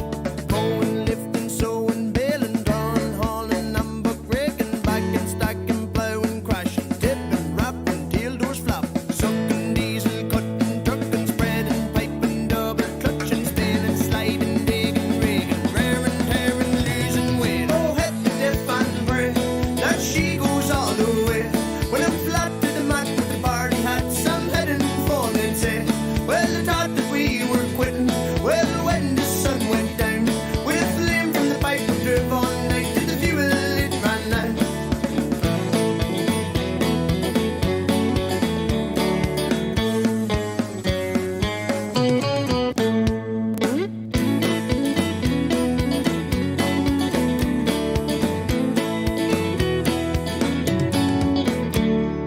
Overload on the downhill road, slapping through the gears, sending Snapchats of what I'm at to everyone on the beer.